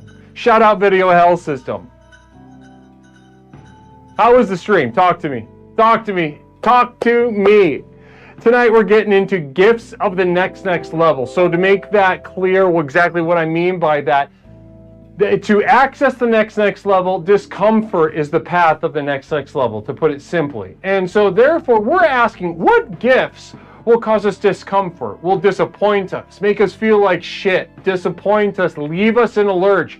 We're looking for gifts that detract and disappoint rather than contribute and cause pleasure. Throw that out the window. That's for the birds. That's not for people hungry to unlock the power within. Pushing Daisy, namaste and welcome on in. Earthling Plant, also namaste and welcome on in. Blessings and namaste to you both. To you both. Namaste. Oh my gosh. But again, if you could let me know, Video Hell System, what was that stream like? Can you let me know that energy right at the end? I know sometimes it's not good. Sometimes it's not good, and I'd love to know if that was the case, just because I know how to deal with it then. You know, so I'm adept at dealing with energies. I'm a therapist, right? I can just read what's going on. But if you can help me out a little bit, tell me the last thing you guys did on the stream, really clue me in, make my job a whole lot easier. Namaste, though. I'm happy to have you. I'm happy to have you. Okay. So Mish, I am absolutely gaga for the ideas that you gave us tonight. I have a few more. I was Go! just thinking, Oh my God, go, please. Girl, yes. Well, I was thinking, you know, there are people that love to cook. They take pride in, like, how good they are at cooking. Right. Especially if someone in your life is maybe, like, a chef. Ooh. Matthew BBD. Or something. It might be fun to get them a HelloFresh subscription for, like, an entire year. Because they don't want that. They don't fucking want that. It's rude. It's like paint by numbers for adults that suck at cooking. I think that would really Ooh, I love that one. I love that one. I can only imagine a chef, right? They got their knives, they got their little apron on. Oh, ring ding, there's a little package on my doorstep. They're just cutting like 3 of the smallest potatoes. Yeah, 3 little fingerling potatoes and like 3 little sprigs of parsley. And they're just like looking at it, and they see your name, and they look at the fingerling potatoes, and they're filled with such frustration and dread. Yeah, you get like a little one-use packet of fucking sour cream to just kind of jizz over like a fajita you just made. Little pre-cum, yeah. Yeah. I was also thinking, if you were having a hard time, like thinking of something that someone in your life wouldn't like or would offend them, just gift them shit that you would like gift a coworker. Like go to Home Goods, get them a ceramic figure that you just kind of are like, I don't know, maybe this seems likable. I was just speaking about Home Goods and how disappointing that place is. If you're looking for trash, a good place to start is Home Goods. Yeah, just fucking go to Home Goods or like a Marshall's with no clear direction and just buy fucking trash. TJ Maxx. Yeah. TJ Maxx would be a good one. Or I know sometimes they have really disgusting smelling candles at those places. Maybe one of those. I think any candle that says it smells like coffee usually smells pretty fucking bad. Yeah, it's got like a weird poopy sweetness to it. Yeah, it smells like scented play food I had as like a kid. Where it's like, oh, this is supposed to smell like an eclair, and it just smells like scented plastic. There's not really a food element to it at all. Yeah. Yeah. Yeah, just go to Home Goods if you're a little confused on like what to get someone that says, I don't really care about you. Okay, so and I'll add one more sort of that list. Five Below. Five Below. Oh my God, it sucks ass being in there. Yeah, go ahead. What were your thoughts? So just Five Below it's like hell. Everything is made of plastic or acrylic, and it's like unusable. It looks like it's from Five Below. It feels like it's from Five Below. If you look at it wrong, it fucking breaks. And also the vibe is terrible. It's like having your teeth drilled. Yeah, I've tried going into Five Below a few times because they got a lot of Sanrio shit. Right. But and you love those little guys. I get so just fucking agitated. There's too much shit to look at. There's too much happening. Everyone's loud. You're not even autistic. No, it's just like they could torture people in there. They're just like locking them in. Interesting. Five Below is good for phone chargers and cords. Every charger I've gotten at a place like Five Below takes like 3 fucking hours to charge anything, and the cord just kind of melts. That's 100% accurate. That's 100% accurate. Also, I've had better luck. The shirts at Five Below are fucking egregious too. If you've ever looked at any of those graphic T-shirts, it's crazy. Gal Goo Guy with a communal vision coming up in just a second. Thanks so much for this perspective, Goo Guy.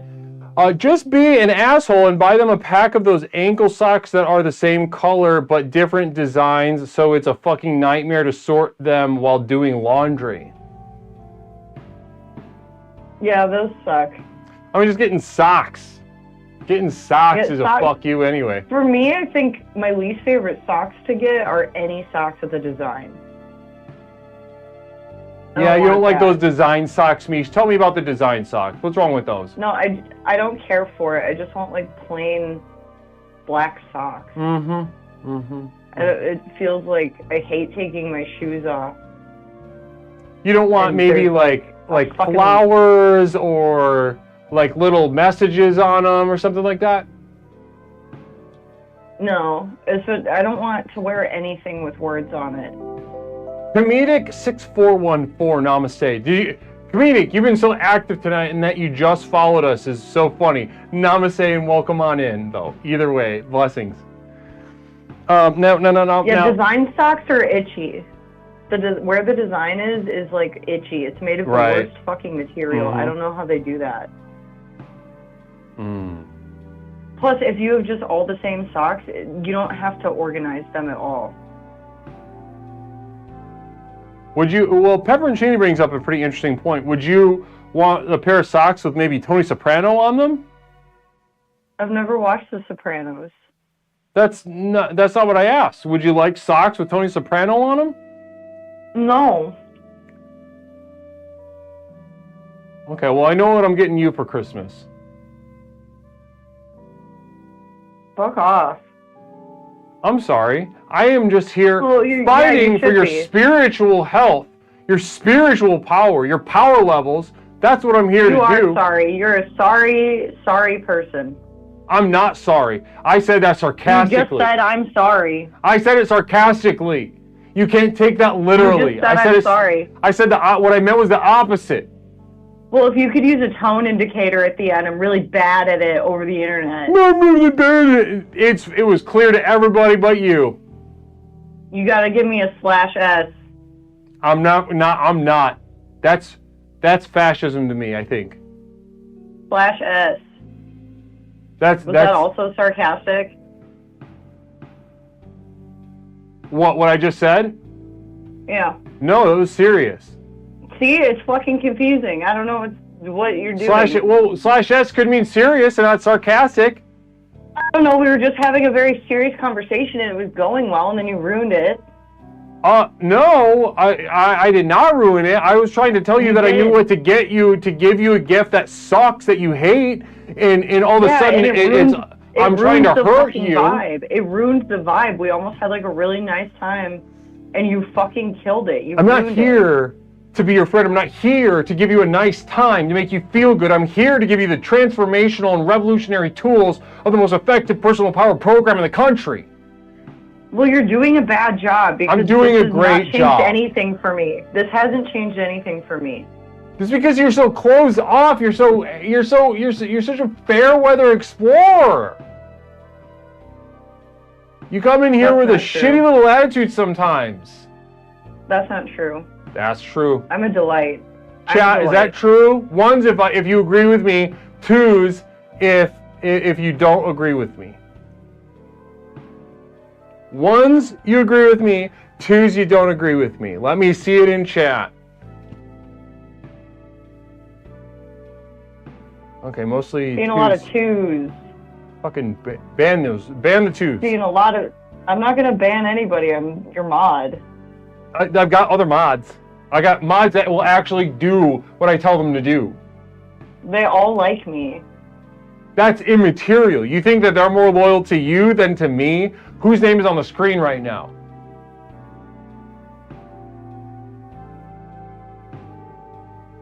I guess Leslie Tanner, but it's really small. Okay, well, I think we've reached the end of this conversation being fruitful for the purposes of our program tonight. Small like your pee-pee. That's not true.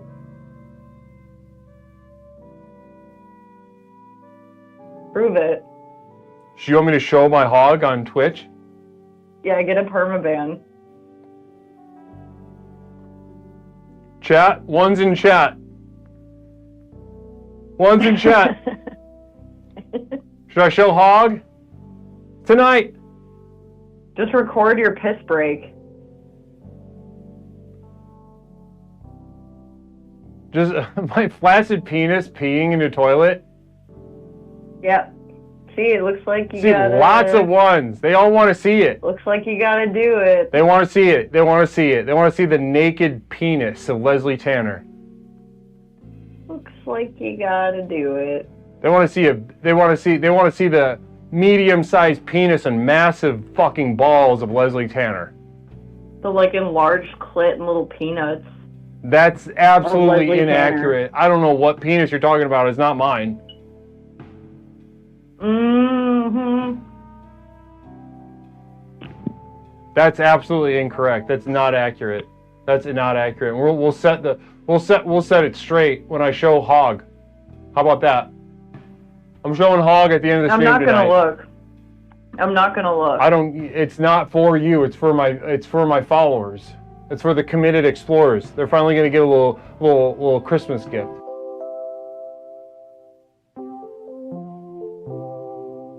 Communal Vision Pepperoncini. Mish, are you saying that Leslie's penis looks like a baby's clit?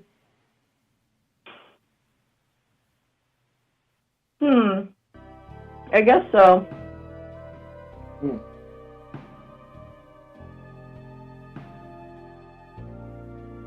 That's not accurate. I mean, I'm not even upset by that. I'm really not. That doesn't even upset me that you guys are saying this. My penis does not look like that. Is that why you can't stop bringing it up and talking about it? You've contributed to this as well. This is a two-person conversation. Well, I mean, at this point, you're really just the one stuck on it. Nope.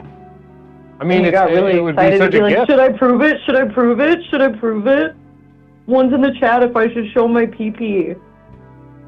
And what did we see? What number did we see? We saw ones. Yes, we did. Yes, we did. That doesn't mean because you're stuck on it. No. I'm not stuck on it. I mean, I love my penis. That's not up for debate. I'm a big fan of my big strong penis. And at the top of tonight's stream, I'm going to show my naked penis. Well, guys, on that note, let's go ahead. Like self-soothing. Okay, well, listen, it's break time. I got to take a piss with my big strong penis, and stick around for the end of tonight. A special little something, a little announcement, and a little bit of a naked penis at the end of our stream tonight. Namaste. Mish, thank you so much for your really generous call tonight, and pretty, it was good. Like the first half was good, and then the second half was really poor. It was really nice of me to call in at all, so you're welcome. I mean, okay, we're doing the girl power shit. Okay, yeah, sure, it was really nice. It was a gift. Okay, thanks so much, Mish. Appreciate it. Okay, bye. All right, guys, it's break time. I got to take a pee-pee. Namaste to you guys. We'll be back with the second half of Explorations with Leslie Tanner tonight in just a moment. Stick around for a couple words about my community of devoted light at patreon.com. If you're looking for the materials, you're looking for the program that will transform your life tonight, then what you're looking for is the library of exclusive videos, music downloads, monthly postcard, etc. at the community of devoted light at patreon.com. But either way, guys, I'll be back in a couple minutes with some more calls and some more of this theme, gifts of the next level. Namaste.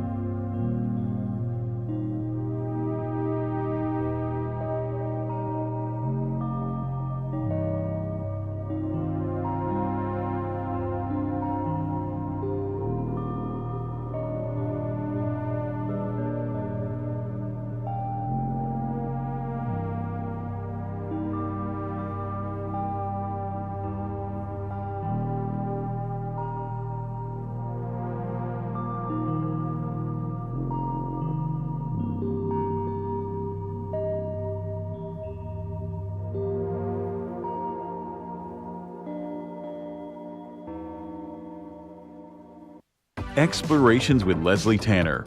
Since Leslie and his program broke onto the scene, Explorations has become the #1 best-selling and most influential personal power program in modern history. Millions of people from all over the world have gotten a chance to meet this truly remarkable man and utterly transform their lives with the power of explorations.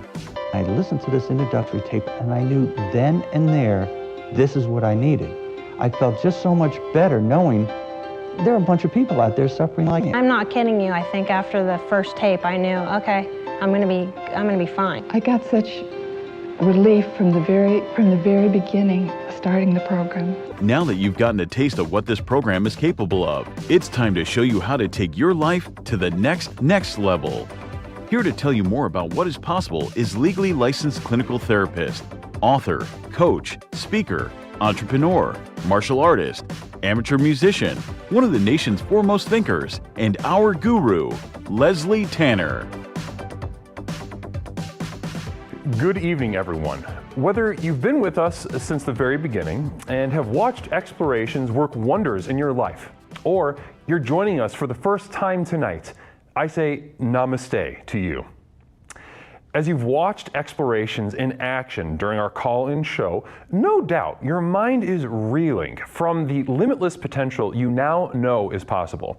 Between the tailored themes and lectures, to the myriad avenues of exploration through the channel points, to the customized ways to interact with me and the community, there simply has never been anything quite like this program. Now is usually the point in one of these self-help programs where it starts to sound like a sales pitch. Someone like me might normally say something like, listen, I know your time is precious, let me cut to the chase. But there's only one problem with that. We know your time isn't precious. I could speak at length for hours and hours about absolutely nothing, and I still wouldn't be wasting your time because, well, you're here, looking for a fast, all-encompassing solution to the problems in your life that have become so intolerable, you're not sure what you're going to do. You may be considering any number of extreme decisions, ranging from short-term band-aids to more permanent solutions. However, as dark and bleak as your situation is, so too must our tools be bright and revolutionary.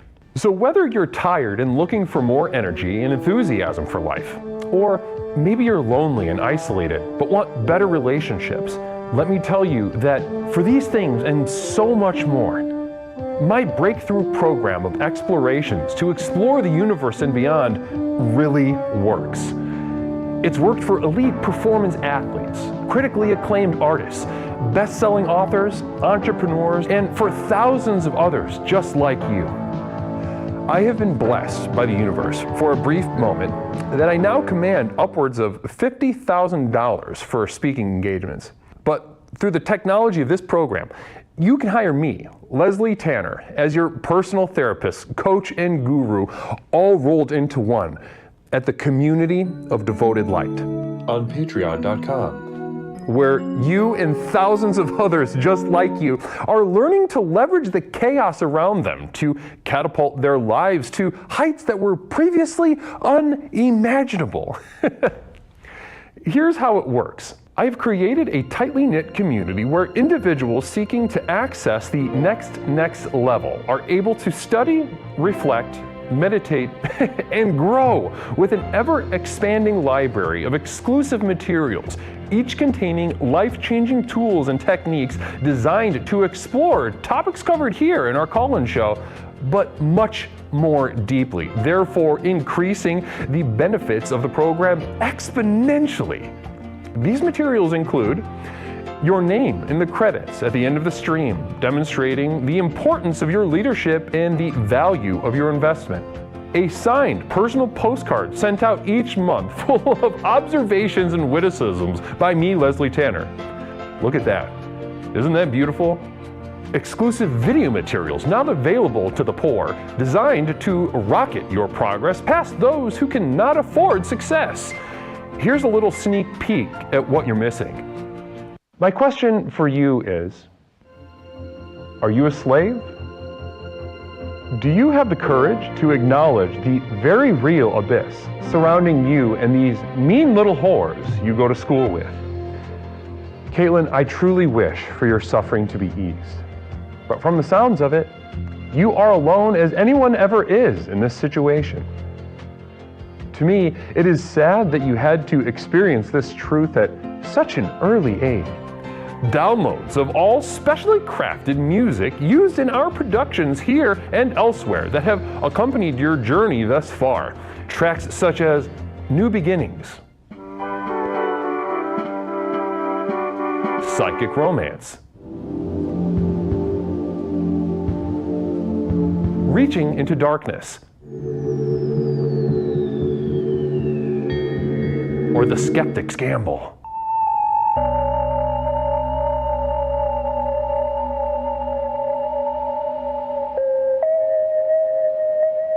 Exclusive archival prints such as these, channeled and honed by myself, Leslie Tanner, upon which you can guide your own meditations at home. I'm not an artist, nor do I claim to be. These visions are a burden and cause me immense suffering. But I do it for you. Now, you might expect that a program like this would cost thousands of dollars, but because I'm offering this to you through the internet, these life-transforming materials can be yours for the monthly cost of a few cups of coffee on your way to work. With access to these materials, regardless of your level of investment, you will also be receiving a complimentary download of our landmark track, The Sojourn Begins, as a thank you. So does this sound good to you? Well, what are you waiting for? If you are ready to join the thousands of others who have already committed to the final journey to access the next level, simply type Final Journey into the chat and you will be guided with further instructions. One thing I can promise you is that however massive your problems are, however abject and humiliating your life has become, I have created something so simple yet so profound in this program, you'll be absolutely flabbergasted by the results. Now, let's get back to the program. Namaste.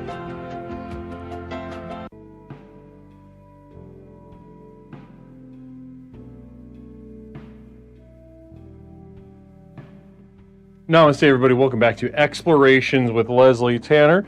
My name is Leslie Tanner, host, creator, and founder of the most effective personal power program in the country, Explorations with Leslie Tanner. Come on in, everybody. How's everybody doing? Hold space, you sneaky SOB. Namaste. Uncle Krosif, good to see you as well. God damn, the boys are back. Blessings and namaste. Hold space for my tribe. Rating with 22. Guys, can we do a quick shout out for Hold Space for my tribe? This guy is somebody that I followed before I even started streaming here. There's a weird, funny vibe over there. It's terrific. If you don't have it on your list of follows, you got to get it on your list, because one of these days you're going to be like, I'm tired of seeing the same shit all the time. I want to go to maybe one of the 5 or 6 actually interesting streams on this fucking website, and that's one of them. Namaste. Namaste. It's not a gift. Yeah, namaste. Not you, at least. Blessings. And so tonight we're getting into gifts of the next level. Tonight, the gifts of the next level. Now, Raiders, to get you guys up to speed, what we're getting up to tonight with gifts of the next level is gifts that don't add to someone's life, but gifts that take away from someone's life. Gifts that detract, disappoint, leave someone in a lurch, remind them of how alone and how much of a failure their life is. This is the most poignant gift that you can give anyone that you care about, especially through the lens of Explorations with Leslie Tanner. That is simply what we do and who we are. We give gifts that disappoint. Blessings and namaste. Now, the gift of trauma, we got into that a little bit ago. Namaste, good one, Uncle Krosif, good one. Yeah, we got into that just a little bit ago. Pop-Tart, good to see you. All right, 773-974-9585. 773-974-9585. I gotta say, after the test run on Monday, I didn't know what I was gonna do with my hands. But now that we got the second stream going, I got full use of these guys. We got the mic down here now. I'm in a zone. I feel I'm in a completely different level of being able to guide each of you to the power of the next level. I feel as if I have so much more at my disposal, so much more expression. I can do so many little hand gestures, speaking directly to certain kinds of people, as we talked about on last night's stream. I can speak, this, I see this on the internet a lot, right? When someone makes a point, they do this, right? And of course, we're talking about the girls and the gays, the women and the homosexuals that do this all the time. And sometimes I need to speak directly to them in their parlance, in their idioms. I got to do this. I'd be like, honey, you're a failure, honey. You fucked up, honey. You're not happy. I don't know, something like that, or stuff like that. And that's just one example of many of expressions I could do now.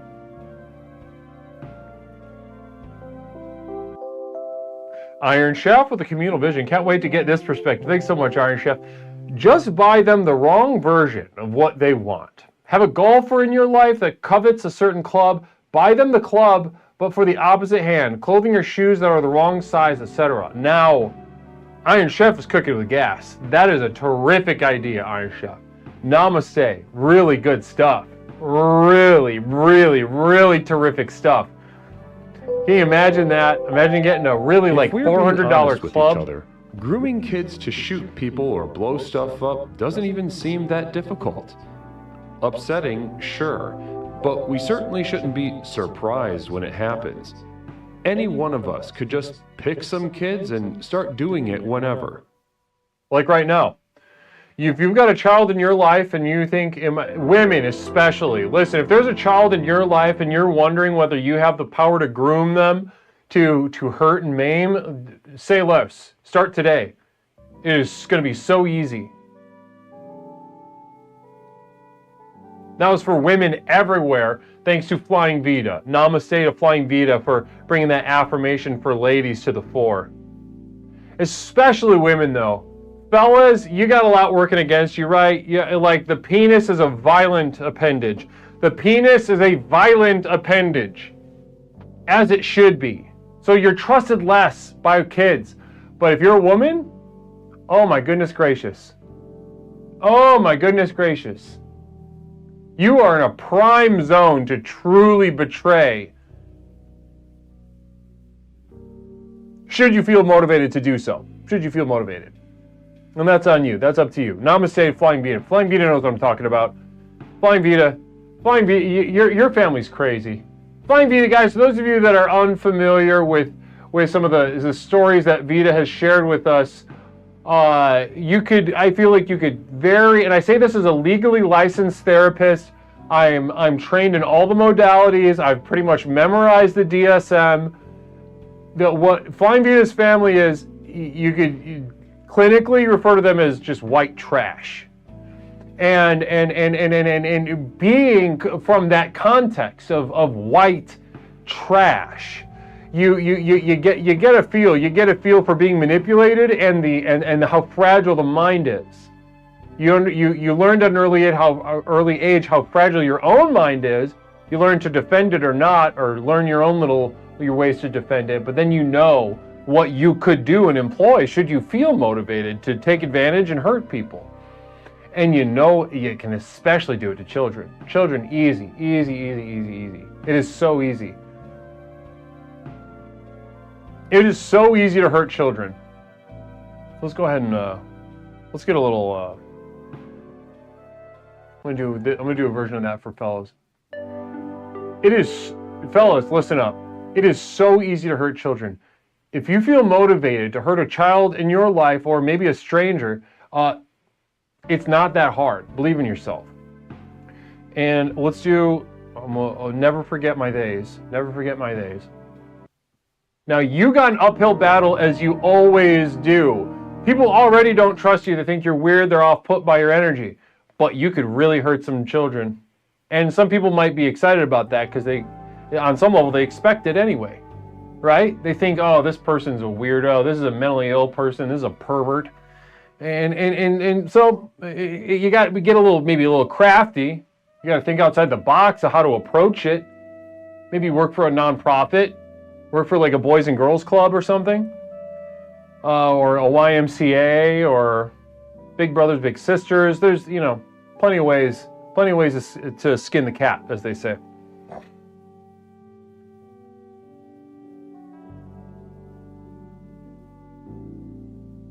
Yeah, no, poor, bad idea. Poor, that was a terrible idea.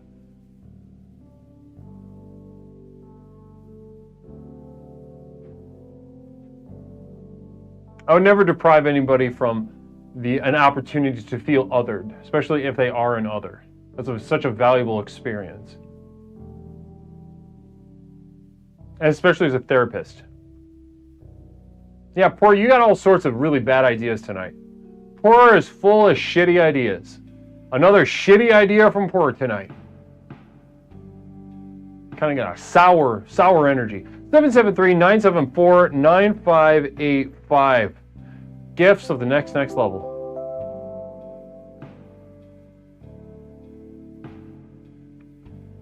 The scourge of liberal understanding, it cannot be overstated or underestimated. The scourge, and I'm using that word deliberately, the scourge of liberal understanding, the flattening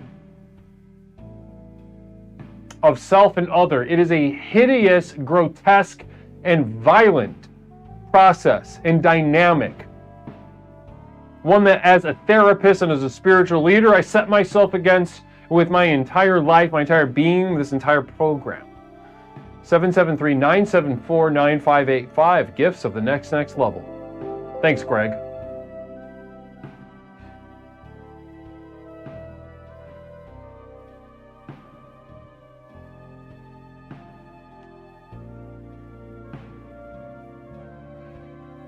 And listen, so here within Exploration, speaking of the scourge of liberal understanding, one thing here at Explorations we get into is a paramount facet of our lives that we really drill down on and try to focus is this the aspect of our lives in which we are losers, right?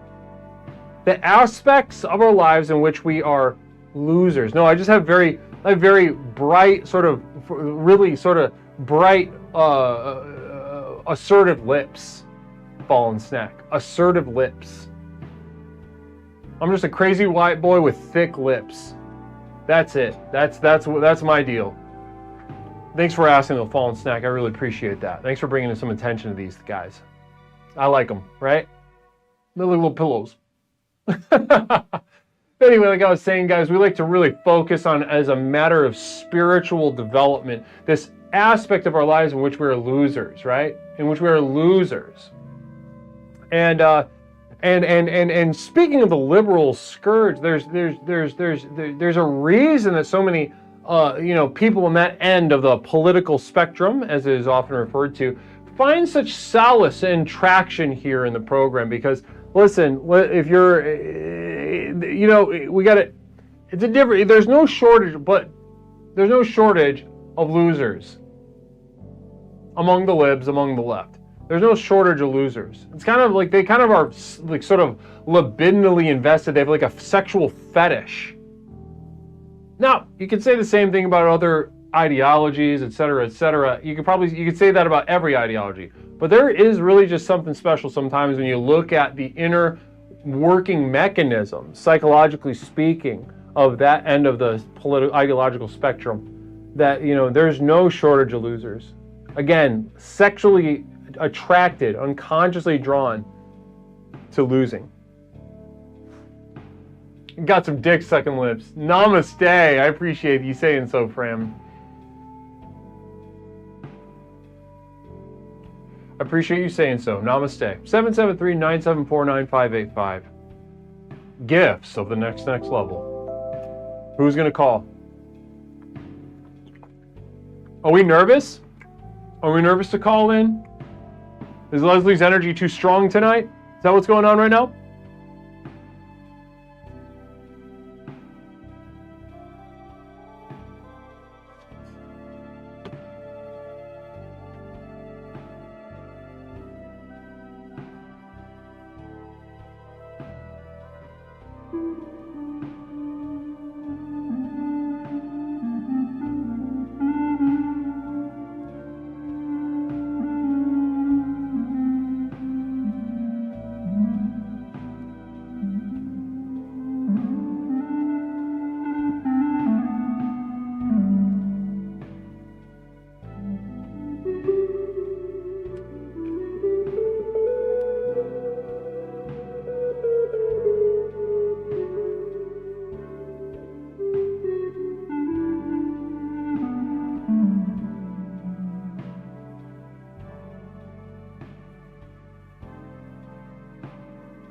Bonus jazz, a little bit of extra, a little salt and pepper on the moment. Namaste to you. I felt motivated. I felt there was something inside of me I had to share with you. That's all. That's really all it was. Namaste. Thank you for listening. Space Cat.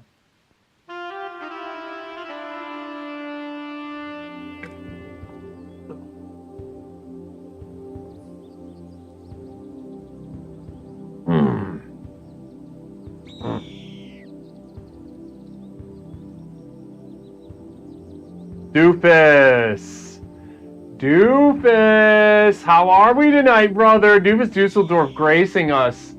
Namaste to you, Doofus. How are the holidays going over there? Our STDs, gifts.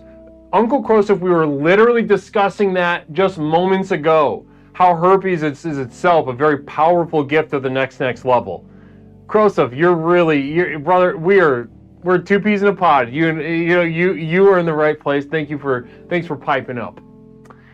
Massive own, I hope to do it to a kid of my own one day. I asked for Game Boy Advance one Christmas and we never got shit like that except Christmas. They did, but like that. So wait, you didn't get one? No, but you're right on the tip. You're right on the tip, Krosef. Let's go. We got a caller lined up. Let's go ahead and bring them in and pick their mind. And tonight again, gifts of the next level. Caller, welcome to Explorations with Leslie Tanner. My name is Leslie. What is something that I can call you tonight? Hey Leslie, it's Chromatic Mage. Chromatic Mage, welcome back to the program. How you doing tonight? I'm surviving. Surviving. Doesn't sound good. What's not good about surviving? Well, I mean, surviving bears survival. That's not a... I mean, when people are feeling good, they normally say something like good, right? But surviving, I mean, like bacteria survive. Rats survive. Homeless people survive. I kind of like rats, so. Well, I mean to bring up these examples as miserable creatures, but either way, you know, I Chromatic Mage, I don't mean to get in the weeds of your exact use of words. Something tells me though you got something lodged up in that mind of yours that you'd like to share. We've been discussing gifts of the next level tonight. So go ahead, tell me what's tonight's program got you thinking about? Yeah, I guess I was thinking about disappointing gifts. And I was thinking about the 1 year that one of my older brothers gave me the only gift that he's ever given me. I think it's the only one he's ever given me. And it was a box of crayons from the dollar store. I think I was like 16, 17 years old. He gave me that gift. And yeah, I mean, I'd given him gifts every year, put a lot of thought into them. And the 1 year he decided to give me a gift, it was like the worst box of crayons I'd ever gotten, and it only cost him $1. So. Wow. So let's just like back to basics in terms of a disappointing gift. How did this feel, right? So at this point, 16, 17 years old, you had given him gifts with your own money? Did you work already at that point? Yeah, I worked. Yeah. And so you had taken money that you earned to give this brother, this blood relative, this sibling, somebody who you've known each other from very, very, very early ages. And you've given him gifts. What are some of the gifts that you gave him? Oh God. I mean, I'd get him shit that he liked. I'd get him video games. Oh my gosh. Sometimes I got him jewelry that, that was his style or whatever that I'd seen him. Wow. So you're getting like really thoughtful stuff, especially for a child at that point. Yeah, basically. Yeah.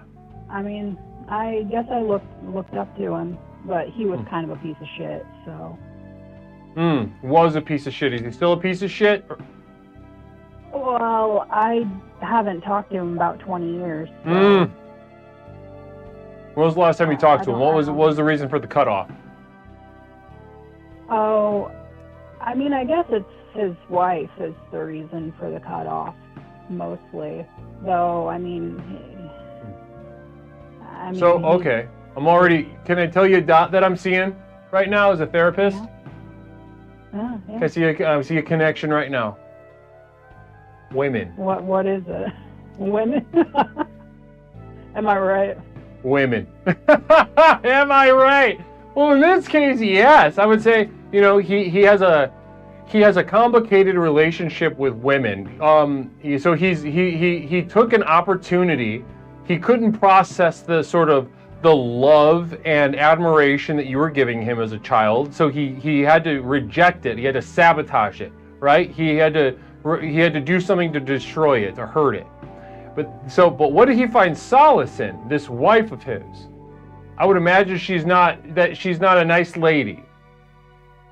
No, not particularly. Yeah, tell us a little bit about her. What's going on? What's her deal? Well, she won't let him talk to anyone. My parents, anyone in the family. He doesn't have any friends anymore. Sexy bondage. No friends, no family. Yeah. Like, if he wants to talk to my parents, he has to wait till she's asleep and go down the street. Ooh, and he has to sneak. Okay, Yeah, tell me a little bit about your parents. What were your parents like growing up? They're Catholics. Catholic. Okay, so was it a rigid household?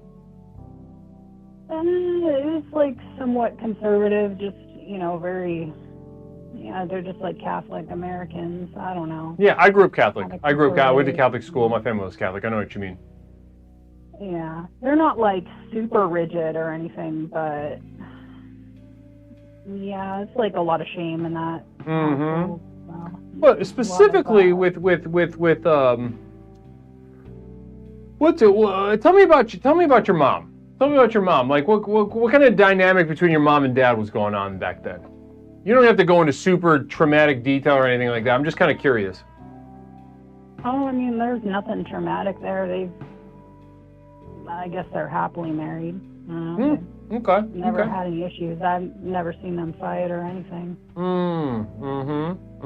Well, and so if you had to armchair call it, what's like wrong with your brother?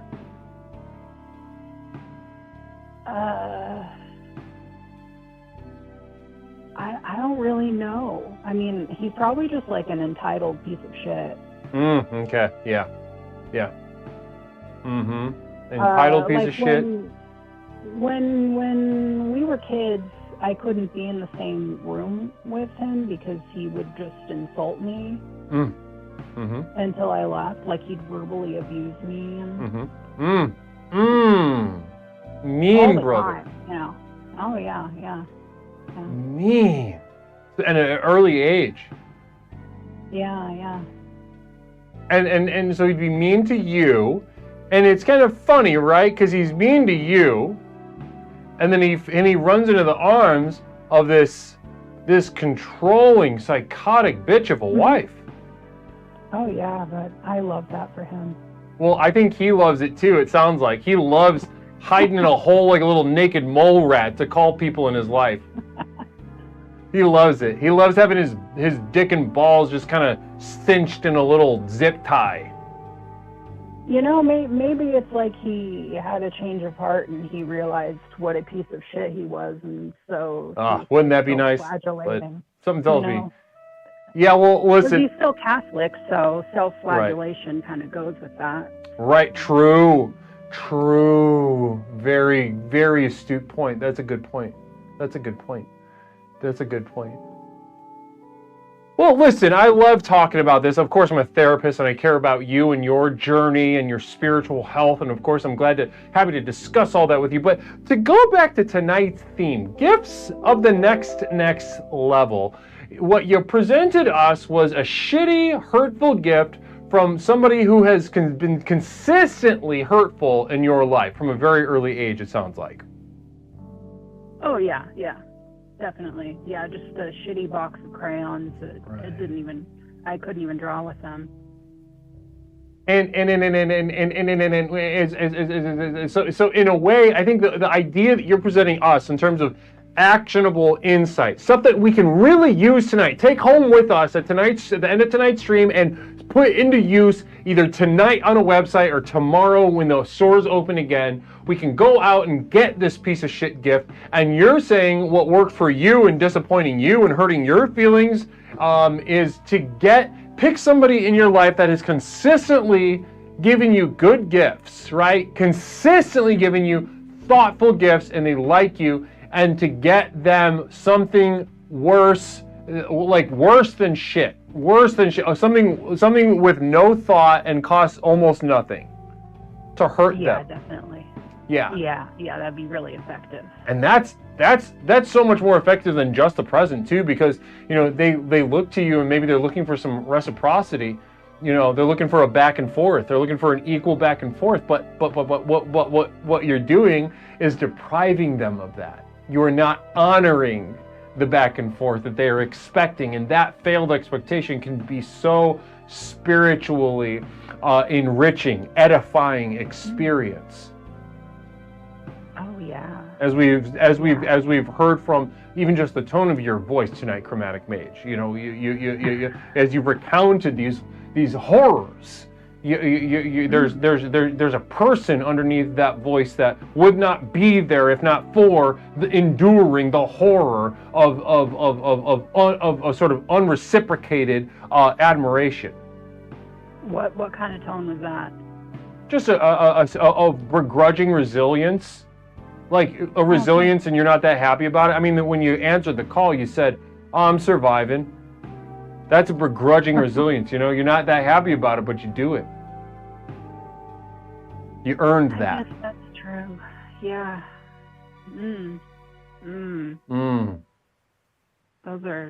That's some pretty strong feedback there. Yeah, it's strong. Well, you're a strong explorer, Chromatic Mage. You're a strong explorer, and I appreciate how generous you've been tonight with these stories and your contributions tonight have really enriched our stream. Well, you're welcome.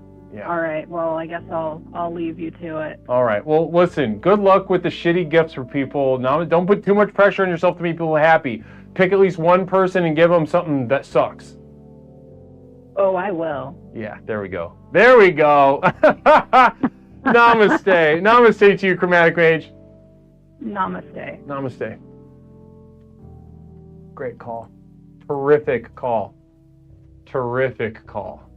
Wonderful call. Thank you so much. 773-974-9585. Gifts of the next level. Gifts of the next level, everybody.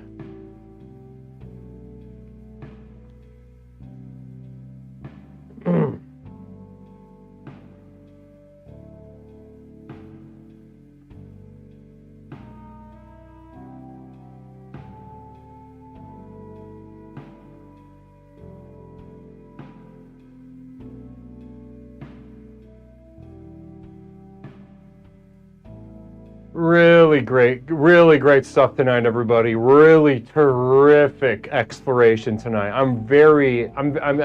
Listen, to say that I'm enthusiastic about what I've seen tonight is the understatement of a century. You guys have been coming out of the woodwork with contributions, ideas for shitty gifts, directions, different ways to think about it. Quick psychic emergency.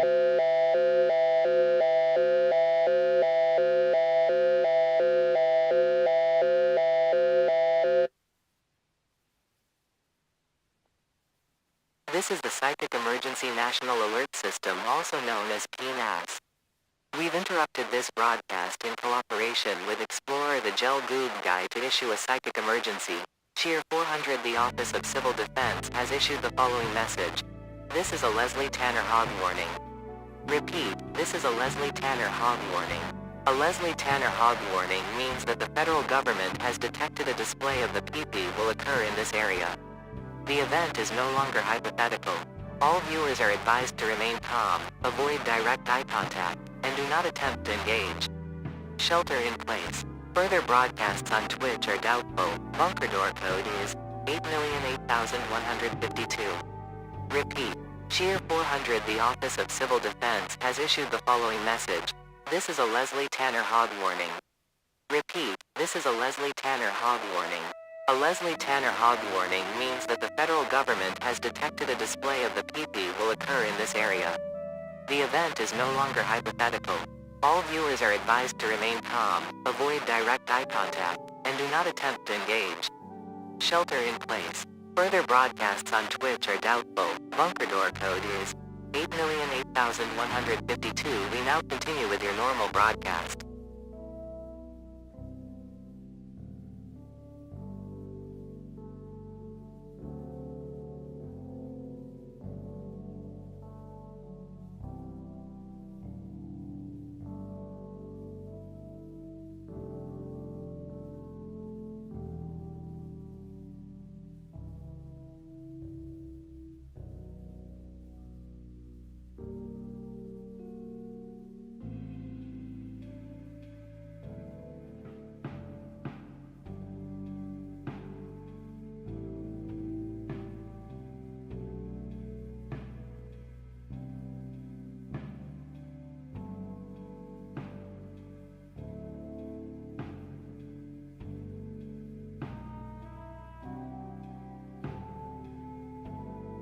So there is a chance that I will be showing my penis tonight, Leslie Tanner showing his naked penis at the end of tonight's stream. Gelgoo guy, thanks so much for bringing that to our attention.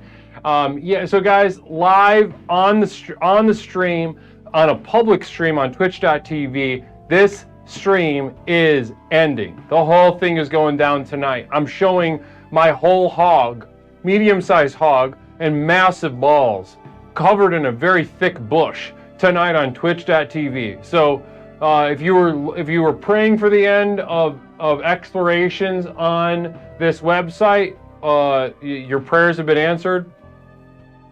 I'm going to be doing it. All right, guys, we have one more caller tonight. One more caller, and then we'll be raiding into somebody or another. Who should we raid tonight?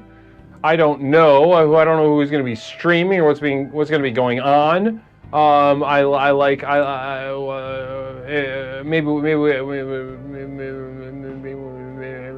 Pastor Lee Rogers if he's still going, but we'll see. We'll see when it's going on. But we got one more caller tonight. Again, we've been exploring the gifts of the next level this holiday season.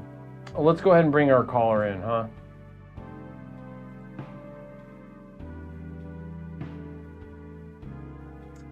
Caller, welcome to Explorations with Leslie Tanner. Caller, what's something I could call you? Alex. Alex, namaste to you. How you doing? Namaste. Hey, I'm doing pretty all right. Pretty all right. I'm better now that I heard how you decided to go out in a blaze of glory. Mm-hmm. It's a magnificent idea. Thank you. It was a sort of stroke of inspiration in the middle of a call with an explorer. The subject of my penis came up, and I just threw it to the chat. Let me see a 1 in chat if you'd like to see my naked dick. And they all said ones. Everybody was very excited. That's how democracy works, dude. That's how democracy works. I love your angle. I love that. Alex, listen, we can talk about my penis all night, and as much as I would love that, I'd also love to just get into tonight's theme with you, if that's all right. Oh, of course, yes, absolutely. I would look great on a motorcycle. Not Mish is trying to slander me. Hold on one moment. Not Mish, I would look terrific on a motorcycle. I would look very masculine and very free-spirited and wild on a motorcycle. Maybe I will do that. Maybe I'll do that. Saying I don't like that. Okay, let's get into tonight's theme. Gifts of the next cycle. Alex, a hog on a hog? No, my hog on a hog. Yeah, my sort of dick flapping around. I think I don't know if that's what she said, but I mean, that seems ideal. Yeah, I think so too. Either way, yeah. I think I love that idea. So listen, Alex, you've been watching the program tonight. Tell me, you don't need any kind of introduction from me. What are your thoughts after seeing this exploration tonight? Gifts of the next level. Well, yeah, I got in like maybe a little late, but I think people got some real diabolical and sinister ideas. And it just reminded me of one time that it wasn't it was meant to be a joke and kind of like a prank, but it ended up it was a gift from my brother, quote unquote gift, and it just ended up making us both feel bad. But it was I gave him a box and a box and a box and a box and a box and a box and a box, and then the final box was just some landscaping rocks in there.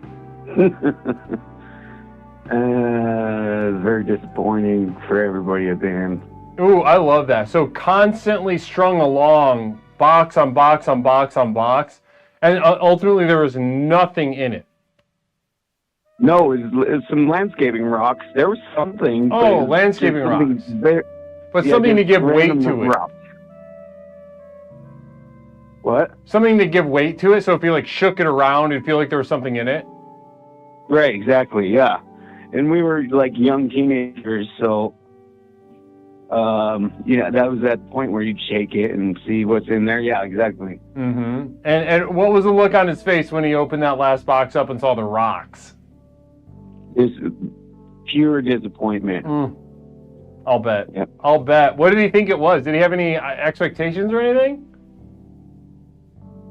I don't know. I think I think he might have thought it was dice and like we did like card game like Pokemon and Dungeons and Dragons stuff. And I did get him some Pokemon cards, but that one just like he's such a letdown, and his disappointment caused I was just sitting there on the edge of my seat waiting to laugh. I mean, this is a great prank. And he's just sheer disappointment, and then it just immediately transferred to me that just sadness, just disappointment. Right. And that really, I think, that really tests the mettle on your end too, right? Because any of us can get a gift that, like the last caller, right? We were using the context of her shitty piece of shit brother, right? And we were like, I'll bet she could think of a really bad, shitty gift to give him, right? Because she hates him. She doesn't like him. He sucks. But for you to give a disappointing gift to someone that you care about who was hurt by that, and then it hurt you to see them hurt, this is really like a gift that you received back to you. Yeah. Right? A lot of people say like, oh, give to charity, you'll feel good, and that'll be its own reward. But here we have the same exact situation, but hurting someone close to you, and then it gets to you hurt yourself. Therefore, you both receive the gift, a sort of gift of the next level.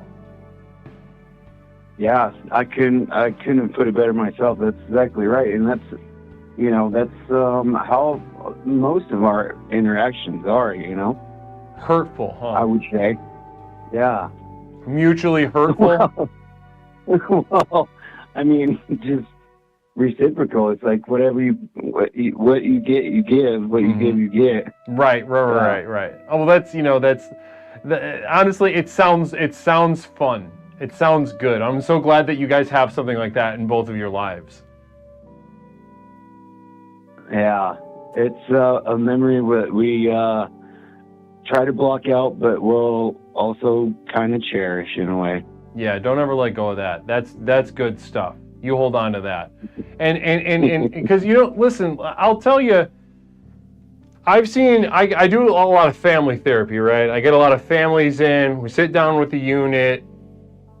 A lot of times what happens is, you know, they've got some sort of kind of surface level complaints. Maybe like, oh, the kid's not paying attention, and they want to all come in and just deal with the kid's behavior so they get better grades or whatever.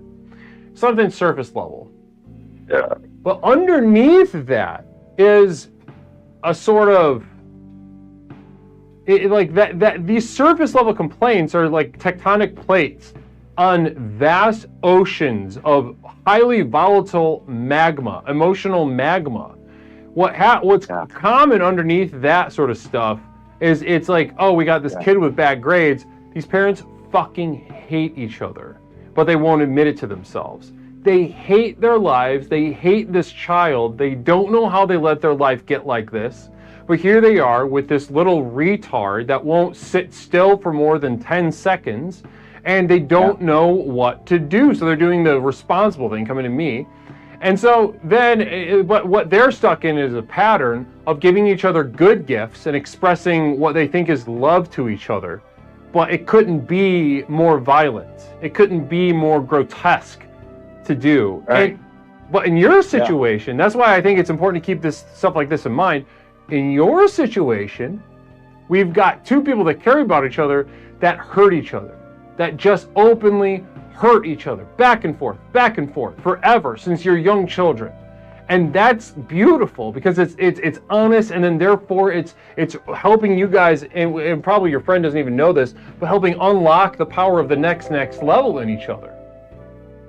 Well, that's how siblings find out where the line is, and you find out what sanity is. You know, you gotta hurt each other a bit, and you know, instead of giving them sparkly, shiny stuff, you know, teach them how to chop wood and carry water. That's what's up. Be useful, you know. And yeah, you get some cocoa and, you know, some pumpkin pie or whatever, and that's nice. Sure. But yeah, but listen, sometimes nice is not nice, and sometimes not nice is nice, and we need to think about that. And you contributed that. You know, no one else has kind of brought that dynamic up, so I want to thank you for doing that tonight for us, Alex. Well, I give some credit to you also, Guru. It's the program. It works. The program works. Namaste. Alex, is there any little final message you want to leave chat with before we wrap up our phone call tonight? Just Merry Christmas and be excellent to each other. Namaste. Namaste, Alex. Thanks so much for the call tonight, brother. Excellent. Namaste. Namaste.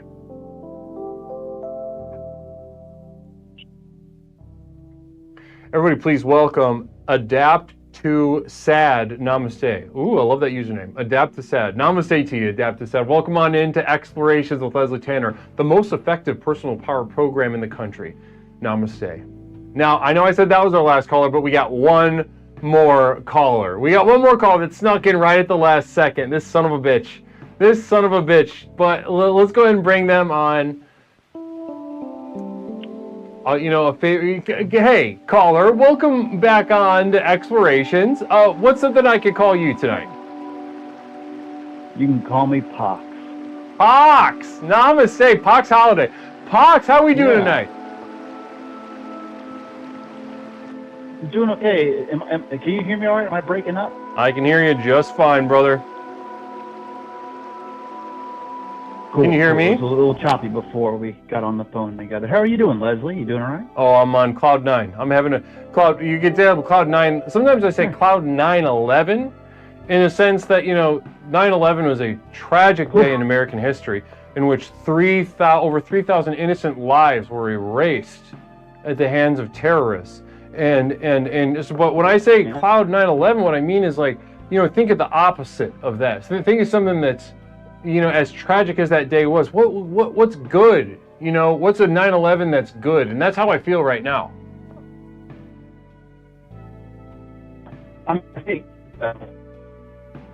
You're breaking up a little bit. Breaking up a little bit. Uh-oh. Uh-oh. We'll wait. Maybe you can get some reception. Thank you for the laughs. Welcome on in. Welcome to Explorations with Leslie Tanner. Come on in. Come on in. Here we are at the most effective personal power program in the country, and it's wonderful to have you. Thank you. Yep. There you are. There you are. Ah, breaking up again.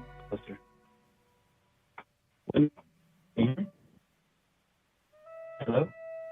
You're going in and out. You're going in and out. I'm so sorry about that. It's okay. It's okay, buddy. Well, I'm not going to apologize to you, certainly, but I see the frustration. I acknowledge the frustration that you're in. I'm standing next to the router now, so let's see how that goes. Okay. All right. Well, I can hear you a little bit better now. Yeah. So, Pox, let's just get right down to business. There's something you want to talk about tonight, isn't there? I got a little late because Twitter just reminded me that you're live, and so I've missed the live ones. But I was wondering, could you give me some examples of what people have said are these bad gifts? Oh, you're looking for ideas for bad gifts? No, I'm trying to figure the theme. I apologize. Like I said, I got it. Oh, you got here late, the theme. Okay. So basically, in the most general sense, the gifts of the next level refers to... Okay, so this is the way I've explained it a couple times tonight. Imagine for a moment like gifts, right? It starts with somebody who doesn't have something, they're given a gift, and then they have something, right? Does that make sense? Yeah. Okay, so let's go back to this starting point, right? The person who doesn't have something. Now this, according to explorations, this position of not having something is closer to unlocking the power of the next level than to have that lack satisfied by something surface level that doesn't actually satisfy it, right? So to take that lack, to take that zero, is so much more spiritually powerful than getting a gift that adds something to their life. So what we've been brainstorming all night tonight, gifts of the next level refers to a kind of gift through a Leslian lens, an exploratory lens, something that makes their life worse, takes something from them, disappoints them, reminds them of all that they never will have and never will be. Something along these lines. Does this make sense, Pox? Absolutely. And the first thing that comes to my mind, I used to work with charities for people many years ago, and do the, I hate it, it's very kind of, whatever you want to call it, I never like that game. Ah, you're breaking up. I wish I could hear what you're saying. Hold on. Let's see. Hold on. You there? Yeah, it's still super choppy and soft.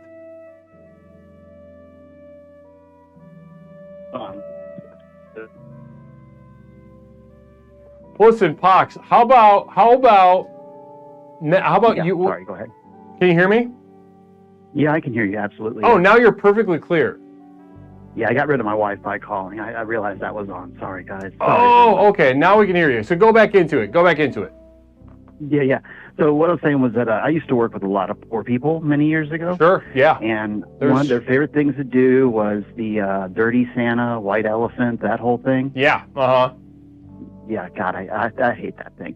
But they loved to give each other scratch-off tickets or lottery tickets and things like that.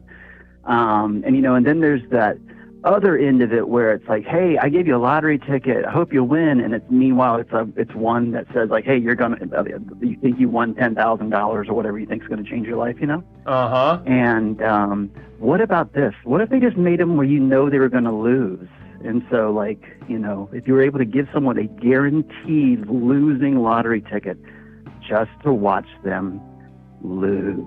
I don't know. That's just something I thought of. Just while we were talking, I was just thinking of the poor people I knew and what they liked, and what I liked was when they didn't get anything.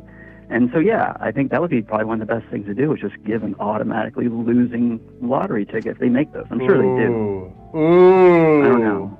Like, give them a number you know is going to lose? Yeah.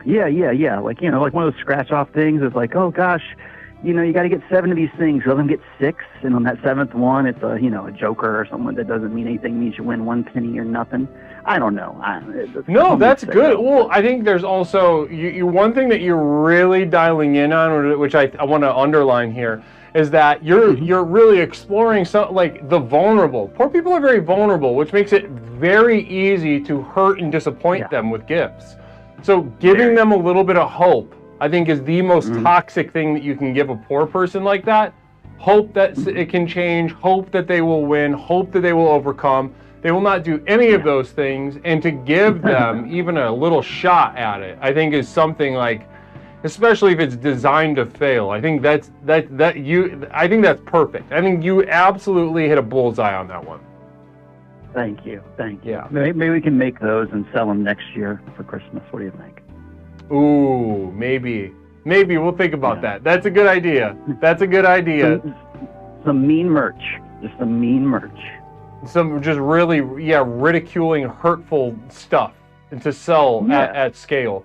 Yeah, that sounds fun. Yeah. That sounds fun. Poor people. Yeah. Oh, yeah, for sure. Well, there's a lot of poor people in the chat right now, so that's for sure. That won't be that hard.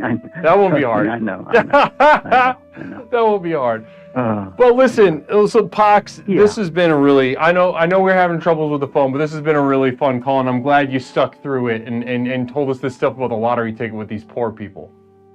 Yeah, no problem. And you know what? It was always good. One last one. They love that fake box. There's like a box that's like you buy a $7 box that's like, hey, you wear this knapsack over your head, and you think you got a knapsack inside, but they put in lottery tickets, and so like you doubly don't get a gift. But anyway, I should have ended when I was on a high point. Ooh, yeah, that one wasn't as good. That one wasn't as good. That should have been the first one you said.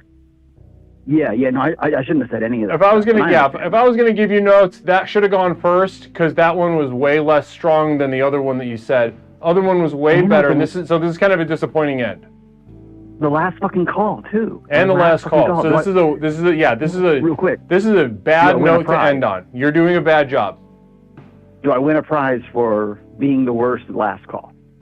You know what? Look at that. Explorations with Leslie Tanner. Get out of here. Get out of here, Pox. Okay. Namaste to you. Thanks, man. Have a great night. Namaste. But no, you don't get an award. That really did kind of just disappoint me and everybody in chat. Definitely in line with tonight's theme of gifts of the next level. But definitely, yeah, in terms of contributing to an exploration, yeah, that was shit. That was a shit way to end. Well, guys, like I said I was going to do 2 things: do an announcement and show Hog.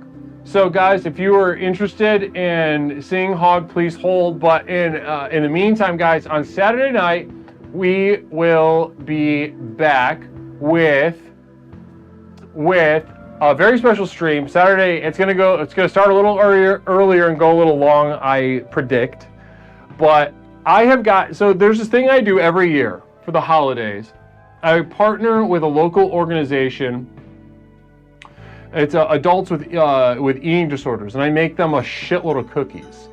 And it's a really beautiful thing that, like, they understand the program. They know exactly what it is that we do here. The transformation that can take place in a life with the tools of the program. So what we're going to do is I look at my community, who needs the help, who can be best served by things that we're going to be doing anyway, like make cookies. And I'm like, what? Yeah, how about the halfway house full of adults with eating disorders, and let's just bring some delicious cookies over there, and really just, like, it's a miserable, terrible time for them. They really, really, really, really, really hate receiving the cookies from me. And that is really spiritually fruitful experience for them. Spiritually fruitful experience for them.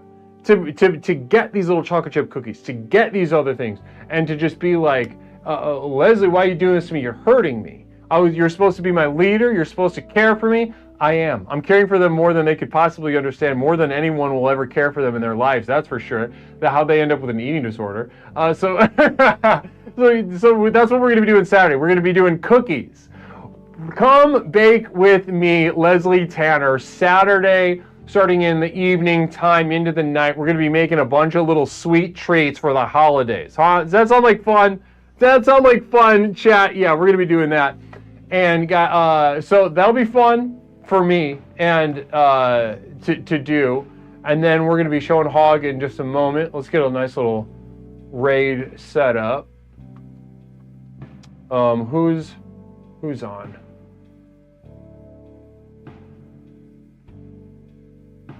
Pastor Lee, is he still going?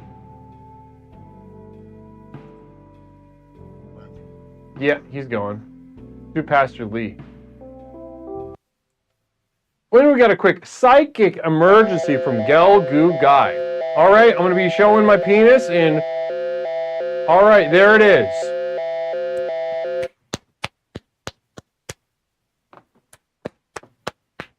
This is the Psychic Emergency National Alert System, also there it known as is. PNAS.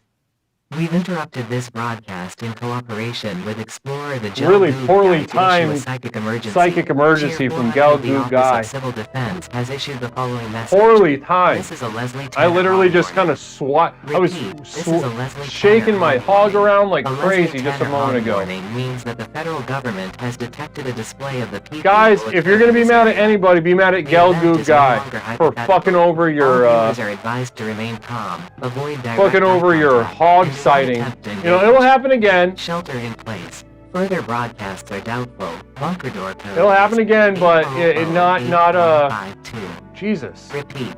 Cheer 400. Did we do it? The Yeah, Office there we of go. Civil Defense has issued the following message. This We'll be is a back Leslie Saturday Tanner to cook. hog warning. Repeat. This is a Leslie Tanner hog warning. A Leslie Tanner hog warning means that the federal government has detected a display of the PP will occur in this area. The event is no longer hypothetical. All viewers are advised to remain calm, avoid direct eye contact, and do not attempt to engage. Shelter in place.